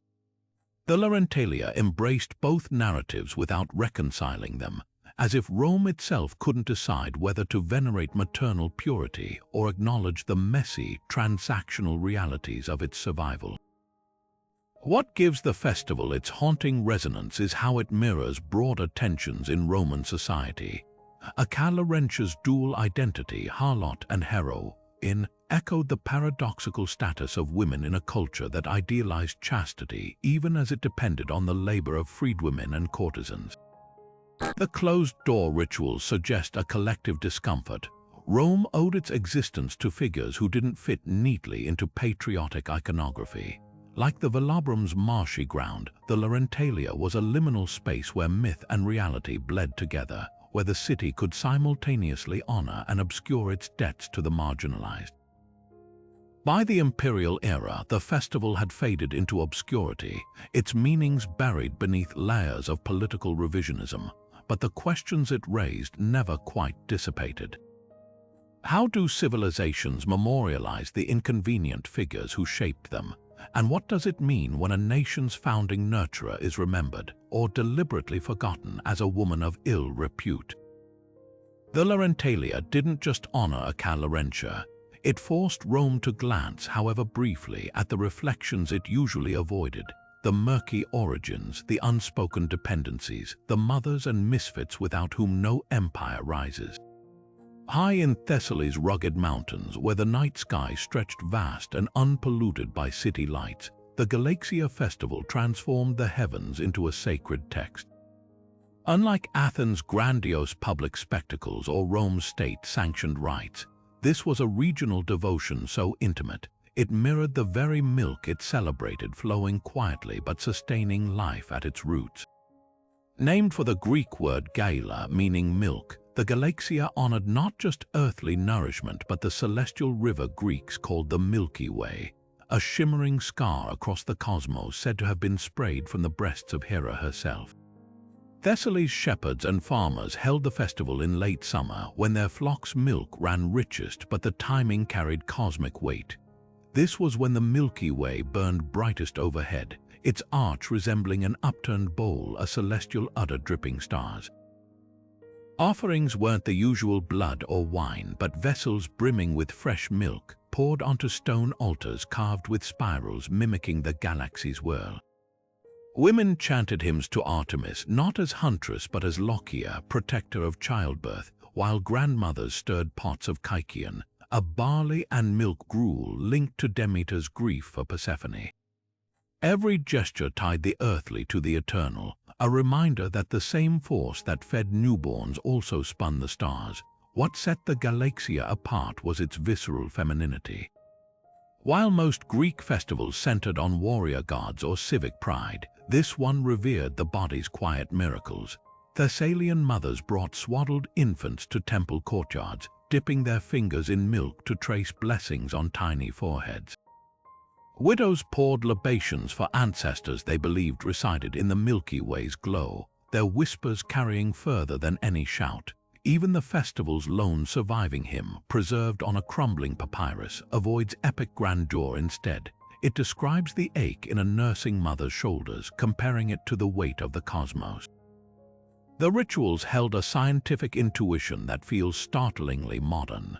Thessalians noticed what astronomers later confirmed: the Milky Way's band was densest in late summer, coinciding with peak lactation in their herds.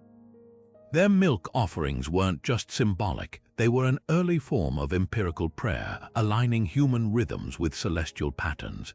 Some scholars argue the festival's spiraling altar carvings predated Greek civilization, suggesting a Neolithic understanding of galactic shapes long before telescopes. By dawn, as the Milky Way faded into blue, participants left with more than full bellies. The Galaxia's genius was in its scale; it made the infinite personal. A farmer squinting at the sky could now point to Hera's spilled milk and say, "That's why my cheese curdles just so." A girl learning to weave heard that the loom's threads mirrored the starry path she'd walk in death. In a world where most festivals anchored people to cities or harvests, this one bound them to something boundless. The Galaxia didn't just celebrate the Milky Way, it made everyone from babe to elder a part of its flow. Rome's Feralia arrived like a whisper at winter's end, a day when the usual clamor of the city softened to hushed footsteps and the scent of honey cakes left on neglected graves. While most Roman festivals roared with chariots, wine, and the clatter of dice, this final day of Parentalia demanded something far more intimate, a one-on-one reckoning with the dead. No grand processions, no temple rites, just families kneeling in silence at tomb doors, offering plates of pomegranate seeds and salted bread to shadows only they could see. This wasn't spectacle, it was sustenance, a meal shared across the thinnest of veils. The contrast with Rome's other festivals couldn't have been starker. Where the Lupercalia sent half-naked youth sprinting through streets, the Feralia sent grandmothers shuffling through necropolises with cloth-wrapped parcels. Even the decorations were subdued, no flower garlands or gilded statues, just simple wreaths of rosemary for remembrance and violets for their mythic connection to Persephone's underworld. What made the Feralia extraordinary was its radical privacy. For a civilization obsessed with public display, this festival unfolded behind the closed doors of family crypts or at lonely crossroads where the unclaimed dead were thought to linger. The living didn't just honor ancestors, they apologized for forgotten birthdays, for skimping on funeral expenses, for the inevitable drift of memory. Archaeologists have found traces of these meals in tomb remains, petrified crumbs on offering dishes, wine stains seeping into stone altars. But the most poignant evidence comes from curse tablets scratched with pleas like, "Mother, stop haunting my dreams, here's the honey you loved." The dead, Romans believed, weren't deities to worship but hungry ghosts to negotiate with. A well-fed ancestor might intercede with the underworld gods. A neglected one could sour milk or twist children's bones in their sleep.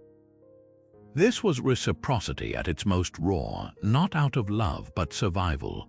Yet beneath the practicality pulsed something tender.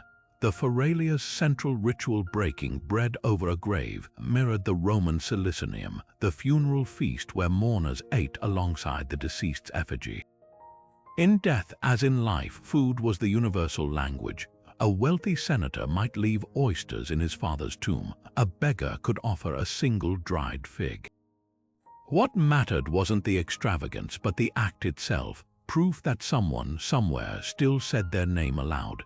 Ovid's account in the Fasti reveals the festival's quiet rebellion against Roman militarism. While the empire glorified death in battle, the Feralia honored those who died in beds, in childbirth, in obscurity. His tale of an old woman performing rites for Rome's forgotten founder, Remus overshadowed by his brother's glory, reads like a meta-commentary on who gets remembered and why. The Feralia wasn't just about feeding the dead, it was about correcting history's oversights, one whispered name at a time. By nightfall, as the last crumbs were brushed from laps and the tomb doors sealed shut again, Rome carried on, a little heavier perhaps with the weight of all those unspoken stories. The Feralia's genius was in its refusal to pretty up grief or dress it in parade finery. It acknowledged what we still know today, that mourning isn't a public performance but a private conversation with an empty chair. And sometimes all you can offer is a plate of their favorite fruit, left where the moonlight can find it. The heroes unfolded under a moon so dark even the stars seemed to hold their breath. In the coastal city of Hermione, women gathered in Demeter's sanctuary for a ritual so secretive, even the historian Pausanias, an obsessive chronicler of Greek customs, could only hint at its mysteries. Unlike the Thesmophoria's earthy fertility rites or the Stenia's raucous mockery, this festival pulsed with something more primal, a reenactment of resurrection. At its center stood a nameless heroine, perhaps Semele, torn apart by lightning and reborn through her son Dionysus, or Persephone rising from the underworld's grip. The clues are fractured like pottery shards scattered across time. What survives are tantalizing fragments. Vases from the region depict women carrying oversized jars called heroes, their forms echoing the pithoi used to store grain, or, more ominously, the vessels where dismembered corpses were laid to rest. Ancient lexicons whisper of a drawing-up ceremony where participants hold an effigy from a mock underworld using braided ropes, their chants syncing with the pull of their muscles. Some scholars believe the ritual climaxed with the sudden appearance of a masked figure, embodying the resurrected heroine, her face illuminated by torchlight flickering against the temple walls. The festival's connection to Dionysus adds another layer of delirium. If the heroine was indeed Semele, then the heroes became a mirror to his own mysteries. Death and rebirth were written in feminine key. Women may have consumed a Kykeon-like potion laced with psychoactive herbs, inducing visions of the afterlife. Unlike the Dionysian frenzies where Maenads tore animals apart, this was a controlled unraveling. Participants didn't rend flesh, they reassembled it, symbolically stitching their heroine back together through dance, song, and the shared rhythm of their breaths. But the most provocative theory ties the heroes to Persephone's return. Hermione's proximity to Eleusis suggests cross-pollination between their cults. Imagine the women's procession as a living echo of Persephone's ascent, their torches cutting through the temple's gloom like Helios' chariot piercing the underworld. The jars they carried might have held pomegranate seeds, their blood-red kernels a silent covenant between life and death. Unlike the official Eleusinian mysteries which promised initiates personal salvation, the heroes focused on collective resurrection. Every woman in that room became a conduit, her body a temporary vessel for the divine. What lingers is the festival's insistence on female agency. In a mythos dominated by gods who raped, abandoned, or punished mortal women, the heroes flipped the narrative. Here, women didn't just mourn the fallen, they raised them. No priests oversaw the rites, no city magistrates dictated their forms. This was a sisterhood of resurrection, proving that even in a world where heroism was codified as male, heroines could still claw their way back to light. And when dawn finally broke over Hermione's shores, the women dispersed not with the exhaustion of survivors, but the quiet triumph of those who'd stared into the abyss and dragged something precious back. Rome's Commentalia arrived in the dead of winter 2 days in January when even the most battle-hardened senators hesitated to wear leather in public. This wasn't some fashion decree, but a sacred prohibition tied to Carmentes, the goddess who whispered prophecies to mothers in childbirth and guarded the fragile threshold between life and death.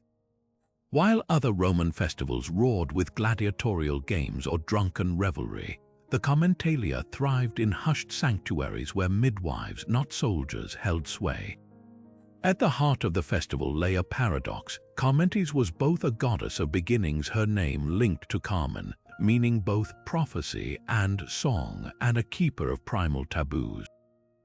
Leather, as a material born from animal death, was forbidden during her rites. Senators swapped their prized leather sandals for woven shoes, and soldiers left their belts at home, stepping into her temples as equals with laborers and mothers.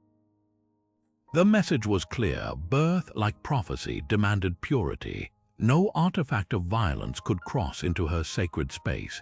Midwives took center stage during these days, leading processions with offerings of spelt cakes and honeycomb, symbols of sweetness and sustenance.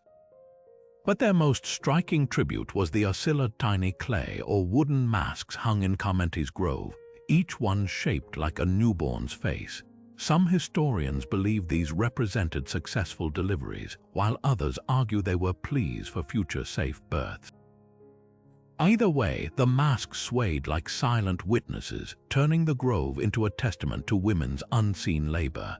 The festival's prophetic side shimmered through in peculiar rituals. Women scratched prayers onto lead tablets and pressed them into the cracks of Carmentes' altar, trusting the goddess to read them as she once deciphered the fates of unborn children.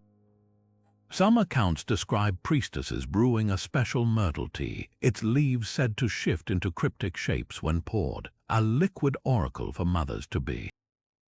Even the timing was significant. January 11th and 15th straddled the old Roman New Year, making Carmentes the gatekeeper of both literal and metaphorical births. What gives the Commentalia its haunting resonance is how it inverted Rome's usual hierarchies. For 2 days, the empire's machismo gave way to a goddess who valued the power of the womb over the sword.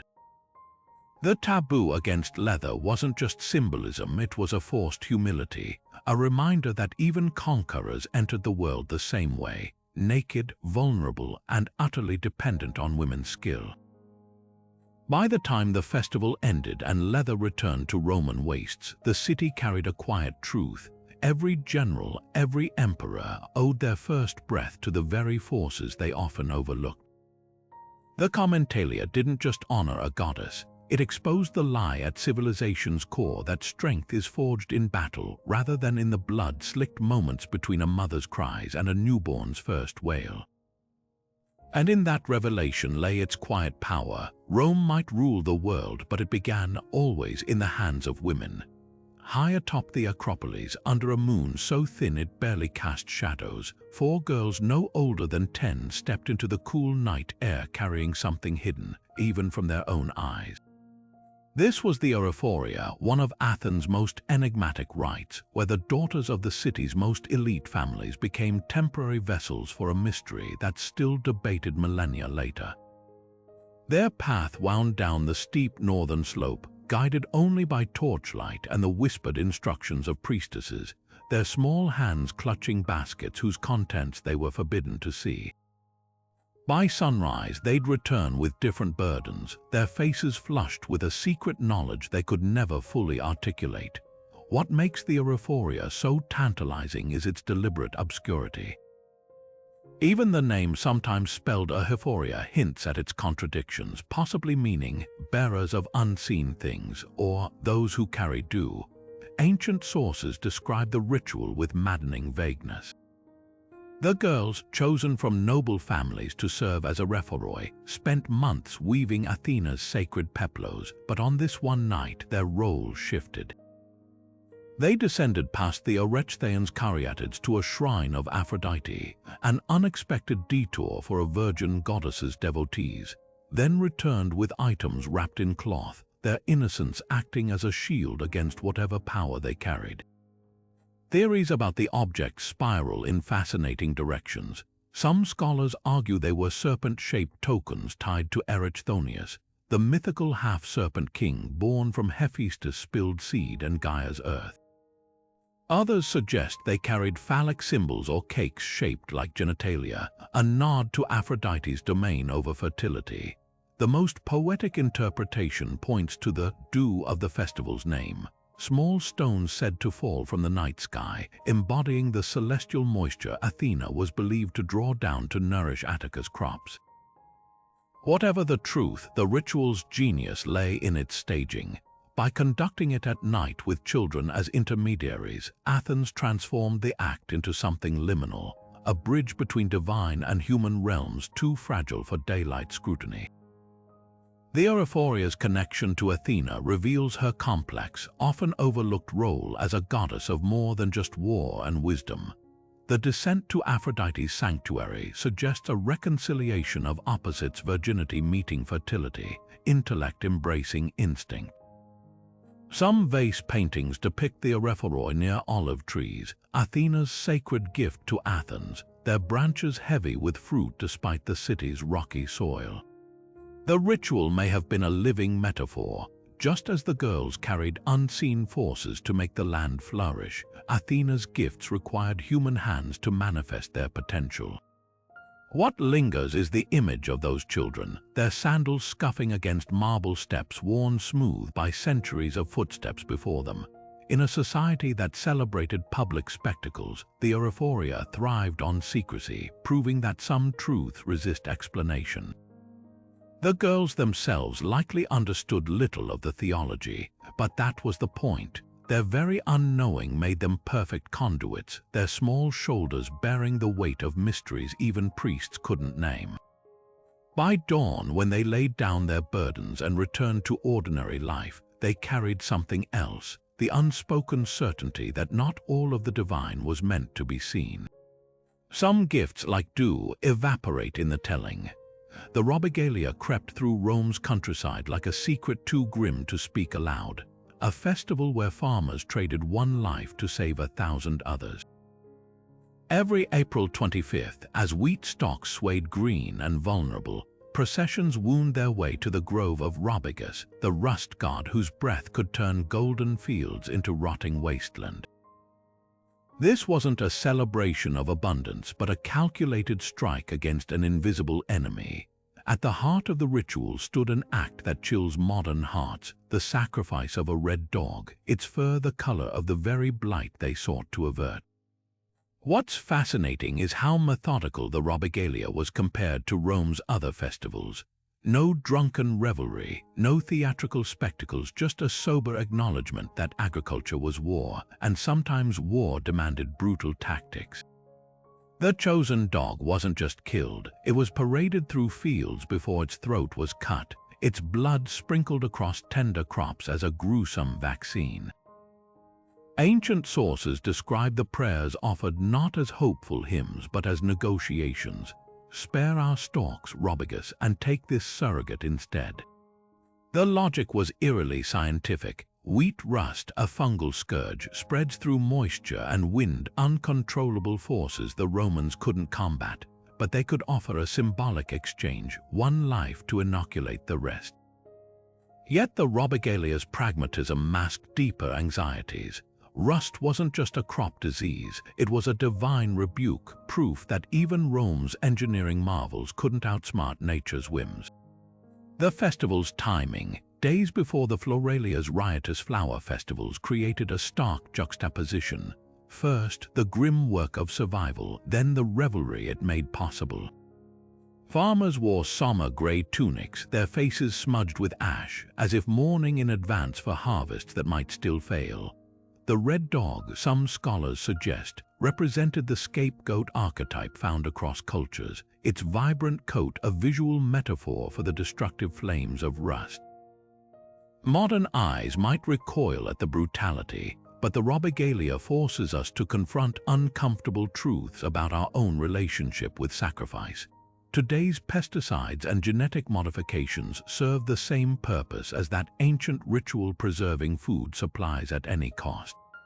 The difference lies in visibility. We outsource our killings to laboratories and factory farms, sanitizing the violence that keeps our plates full. The Romans at least stared their complicity in the face. When that knife flashed in the April sun, there was no pretending wheat grew through benign miracles. The festival's legacy lingers in unexpected places. Modern plant pathologists still personify diseases with warlike language, speaking of resistant strains and crop immunity. And if you walk certain European farmland in spring, you might spot scarecrows draped in red cloth, a folkloric echo of the Robigalia's chromatic magic. The red dog is gone, but the fear it embodied never really left. We've just found new ways to bargain with the same old hunger. When the plague first coiled through Athens like smoke, the city turned its gaze north toward the wild, untamed lands of Thrace. Desperation has a way of bending tradition, and in 429 B.C., with funeral pyres burning day and night, Athens did something unthinkable. It threw open its gates to Bendis, a foreign goddess whose torchlit processions and midnight rites felt more like rebellion than worship. The Bendidia wasn't just a festival, it was a cultural lightning strike, proof that even the proudest civilization could kneel before unfamiliar gods when the shadows grew too long. Picture the Piraeus harbor on that first chaotic evening, Athenian cavalrymen riding alongside Thracian mercenaries, their horses' hooves striking sparks against the cobblestones as twin torches cast jagged shadows up the city walls. Bendis, often depicted in art with a double lance and a crescent moon crown, was a deity of contradictions, huntress and healer, outsider and protector. Her worshippers didn't march in orderly lines but surged forward in ecstatic leaps, their fox skin cloaks flaring behind them like living flames. For conservative Athenians, it must have been terrifying. For those drowning in grief, it was a lifeline. The festival's most striking ritual was the nighttime horseback relay. Teams of riders, Athenians and Thracians paired deliberately, raced through the torchlit streets, passing a sacred object too shrouded in secrecy for historians to identify. Some sources hint at a leather sack, perhaps holding grain or herbs. Others whisper of a crescent-shaped vessel filled with moon-blessed water. What mattered wasn't the object itself, but the act of sharing it across cultural lines. In a city that prided itself on purity, this was radical inclusivity disguised as sport. But the Bendidia's true power lay in its timing. Held annually at the cusp of summer, when heat and disease loomed largest, it acknowledged a truth Athenian elites rarely admitted. Their vaunted civilization depended on the very barbarians they scorned. Thracian archers guarded their borders. Thracian remedies like the fever-easing gentian root circulated in the agora. By embracing Bendis, Athens wasn't just flattering an ally, it was bargaining for survival. The torches weren't merely ceremonial, they were beacons guiding the goddess's gaze toward the dying. Archaeologists have found traces of this uneasy fusion in votive offerings near Piraeus. Tiny silver horses with Thracian-style bridles left beside Athenian-made oil lamps. The artifacts tell a story of mutual need, of a city rewriting its sacred playbook under duress. Even Plato, no fan of foreign cults, set his republic's opening scene at the Bendidia, a nod to its cultural weight. What lingers is the festival's quiet lesson about the flexibility of faith. When the plague finally receded, Athens didn't discard Bendis like a spent torch. The Bendidia endured for centuries, a glowing ember of that desperate time when the city learned divinity wears many faces, and sometimes salvation gallops in on foreign hooves, trailing sparks and the scent of distant pines. Beneath Rome's bustling streets, hidden in the damp shadows of the Circus Maximus, lay an altar so ancient even the Romans forgot its original purpose until the god Consus reminded them in the most brutal way possible. The Consualia, celebrated every August 21st and December 15th, was no ordinary harvest festival. It honored Consus, a deity of stored grain, but its rituals unveiled a darker truth. Rome's foundations were built on stolen women and subterfuge, a legacy too uncomfortable to confront in daylight. Imagine the scene: horses, their manes braided with scarlet ribbons, stamping nervously at the starting line.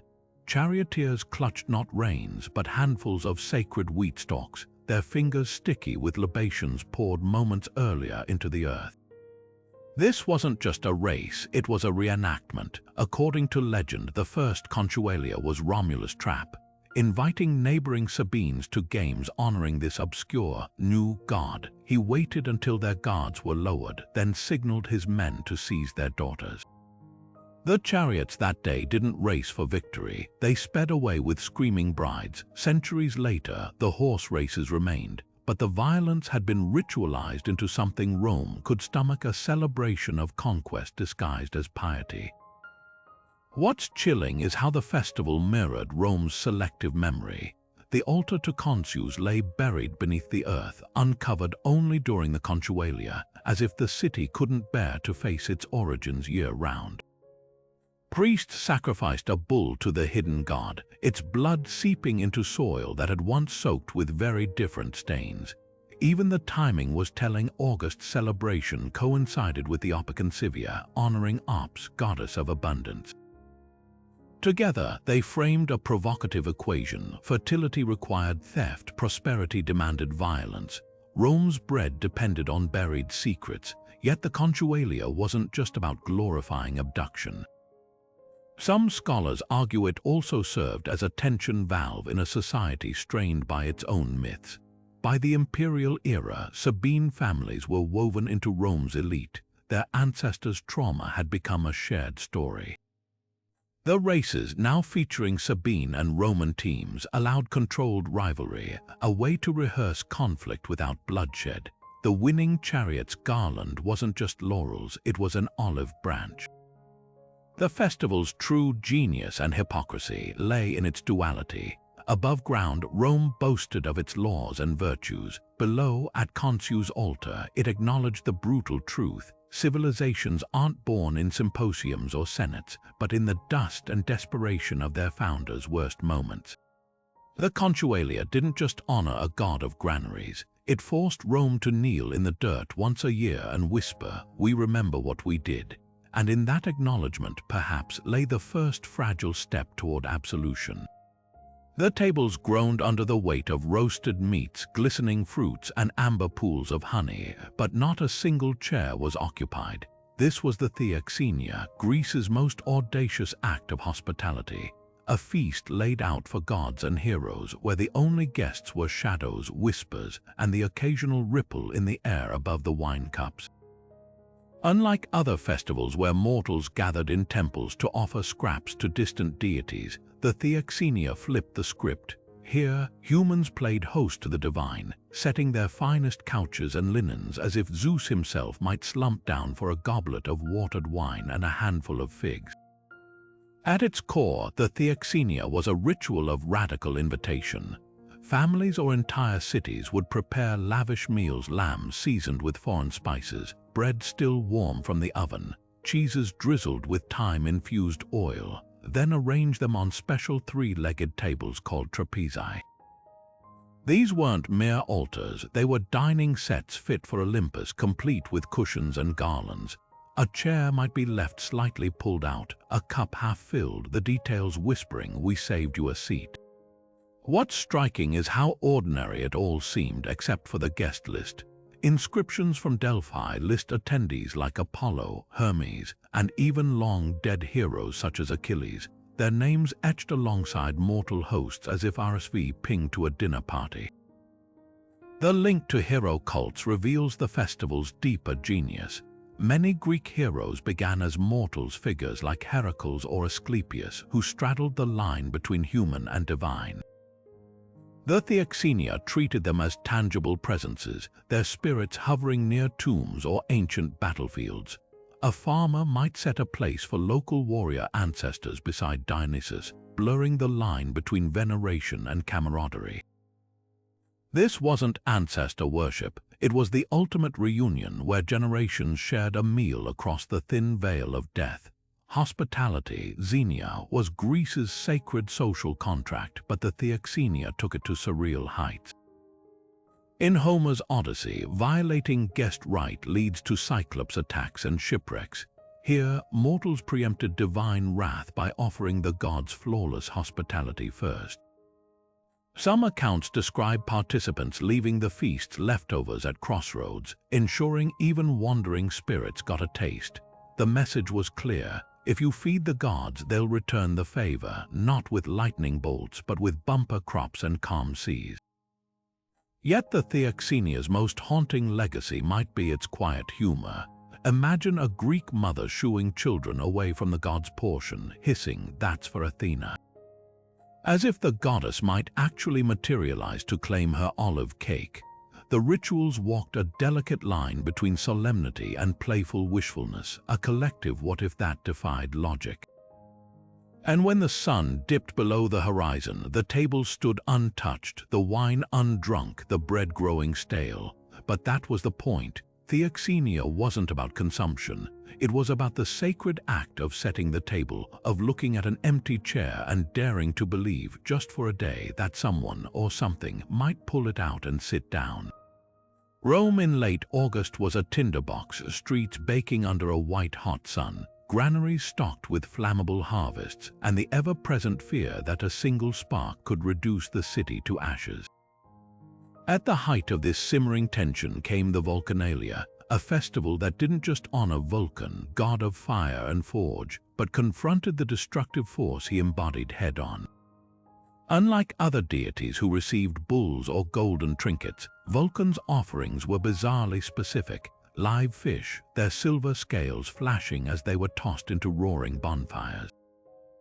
To modern eyes, it seems almost surreal, a god of flames appeased by creatures of water. But the logic was razor-sharp. If fire demanded sacrifice, let it claim something already doomed to die, sparing the timbers and wheat that fed a city. The Vulcanalia's rituals unfolded with urgent practicality. On August 23rd, as the dog star blazed overhead, families built modest fires in courtyards and public squares. Their flames kept deliberately contained, no towering pyres here. Into these fires went the fish, often small bream or mullet snatched from the Tiber's shallows that morning. The sizzle of scales and the acrid scent of burning flesh weren't just offerings, they were deterrents, a symbolic exchange whispered in the language of smoke. Take these and leave our homes standing. Some accounts suggest the fish were first gutted. Their entrails read like omens before combustion, doubling as divination and sacrifice. But the festival's deeper genius lay in its acknowledgement of fire's duality. Vulcan wasn't just a destroyer, his forges crafted weapons that built empires. His fires tempered the tiles roofing Rome's grandest temples. The Vulcanalia balanced terror with gratitude. While commoners tossed fish, blacksmiths laid out their finest blades and armor at Vulcan's shrines, praying for steady hands and flawless alloys. Even bakers participated, offering charred loaves as proof of fire's nourishing side. This was no blind fear, it was a nuanced pact with a capricious force, recognizing that civilization couldn't thrive without Vulcan's gifts, but wouldn't survive his rage unchecked. The festival's timing reveals its agricultural roots. August marked both harvest and haymaking when fields stood parched and vulnerable. Older than Rome itself, the Vulcanalia likely began as a peasant rite to ward off wildfires, later co-opted by the state to protect its marble veneer. Rural versions persisted, though, with farmers dripping fish oil on boundary stones to create firebreaks of superstition. In coastal towns, the ritual twisted further. Sailors burned nets instead of fish, their sacrifices floating skyward like inverted fishing lines, hooks meant to snag Vulcan's mercy. What lingers is the Vulcanalia's gritty poetry. In a city that worshipped order, this festival dared to admit some forces couldn't be tamed, only bargained with. Those crackling fish bones were more than offerings, they were a lesson in humility. Rome might conquer nations, divert rivers, and carve roads through mountains, but against a single rogue spark. It was just another supplicant, kneeling in the soot with a handful of river fish, hoping the god of fire would find the meal enough. While the Athenian Scera turned the city into a women-led sanctuary under swaying white canopies, other Greek regions celebrated their own versions with deities so obscure even their names sound like whispers lost to time. Take the Spartan Hyacinthia, a midsummer festival honoring Hyacinthos, a beautiful youth accidentally slain by Apollo. Where Athens focused on Demeter's agricultural might, Sparta wove mourning into its rites. Young girls carried baskets of first fruits not to altars, but to Hyacinthos' tomb, blending sorrow with gratitude in a way that would have baffled their Athenian rivals. The contrast was stark. Athenian women shielded from male eyes while Spartan girls processed publicly, their voices rising in hymns that praised both the dead and the living. Over in Boeotia, the Daedala erupted in a spectacle of flames and farce. Every 60 years, townspeople crafted an oak effigy dressed as a bride, paraded it with mock nuptial songs, then burned it alongside sacrificial animals to appease Hera's legendary jealousy. Unlike the Scera's solemnity, the Daedala was raucous theater. Men donned women's clothing, towns competed to outdo each other in absurdity, and the entire ritual hinged on a myth where Zeus tricked Hera by dressing a log as his lover. The Boeotians didn't just honor their gods, they roasted them over open flames, both literally and metaphorically. But the most haunting variation flourished in Arcadia, where the Lycaea honored Zeus Lycaios, a wolf god with a taste for human flesh. Under a midsummer moon, participants reportedly enacted an ancient werewolf myth. Boys undergoing initiation might taste sacrificial meat mixed with human remains, transforming or believing they transformed into wolves. While Athenian women scattered seeds under the Scera's canopy, Arcadian men ran barefoot through the woods, howling at the stars. The Lycaea's brutality was the Scera's shadow. Both festivals acknowledged nature's savagery, but where Athens offered grain, Arcadia offered blood. Even tiny Mykonos had its disoterion, a scarer-like rite for Demeter and Poseidon that involved hurling curses at the sea from clifftops, a fisherman's twist on Athenian agrarian fears. Each variation revealed a truth: no two Greeks worshipped the same gods exactly alike. The scarers' sunshades might have shielded Athenian women from patriarchy, but in Thessaly, women danced skyclad under the open sky during the Thesmophoria cosmos, their bare feet stamping prayers for fertility directly into the earth. What united them all wasn't ritual, but urgency, whether fearing famine, wolves, or the sea's fickleness. These festivals proved that ancient Greeks didn't just celebrate their gods. They negotiated with them, city by city, harvest by harvest, howl by howl. The differences weren't contradictions, they were survival strategies carved into the landscape like terraces on a mountainside, each one shaped by the ground beneath it. From torchlit processions for forgotten river gods to midnight rituals where women howled curses at the moon, these lost festivals reveal a truth about the ancient world we often miss. Their lives weren't just about survival, but about spectacle, connection, and raw, unfiltered humanity. Each celebration, whether the Thesmophoria's rotting piglets or the Floralia's ecstatic chaos, was a mirror held up to their deepest fears and wildest hopes. They didn't just worship their gods, they bargained with them, laughed at them, and sometimes even tricked them, blurring the line between sacred and scandalous. Imagine stepping into one of these festivals today. Would you dare to leap over the purifying fires of the Perilia, risking scorched sandals for a year of good fortune? Or would you kneel in the quiet dark of the Lemuria, whispering apologies to ancestors you hope are listening? Perhaps you'd find yourself drawn to the scarer's sun-dappled rebellion, where Athenian women claimed space under a canopy of their own making. These weren't just parties, they were acts of defiance, desperation, and sometimes sheer joy, proving that even millennia ago, people knew how to seize a moment and make it unforgettable. What's haunting is how many of their struggles feel familiar. The Robigalia's sacrifice of a red dog to save the harvest, that's the same primal bargain we strike every time we spray pesticides on crops or pump medicine into our veins, trade one life to preserve many. The hero's midnight resurrection rites, just another way of asking if love or memory can ever truly conquer death. These festivals weren't relics of a primitive past, they were the birth certificates of emotions we still wrestle with today. So tell me, which festival would you choose to witness? The volcanic terror of the Vulcanalia, where fish burn to keep Rome from crumbling, or the quiet tenderness of the Genesia, where families traced names on weathered stones? Drop your pick in the comments, and while you're at it, share what modern tradition you think future historians will puzzle over. Because if there's one thing these lost celebrations teach us, it's that humanity's oldest questions don't fade, they just find new costumes to wear. The scripts change, but the heart of the ritual, that's eternal.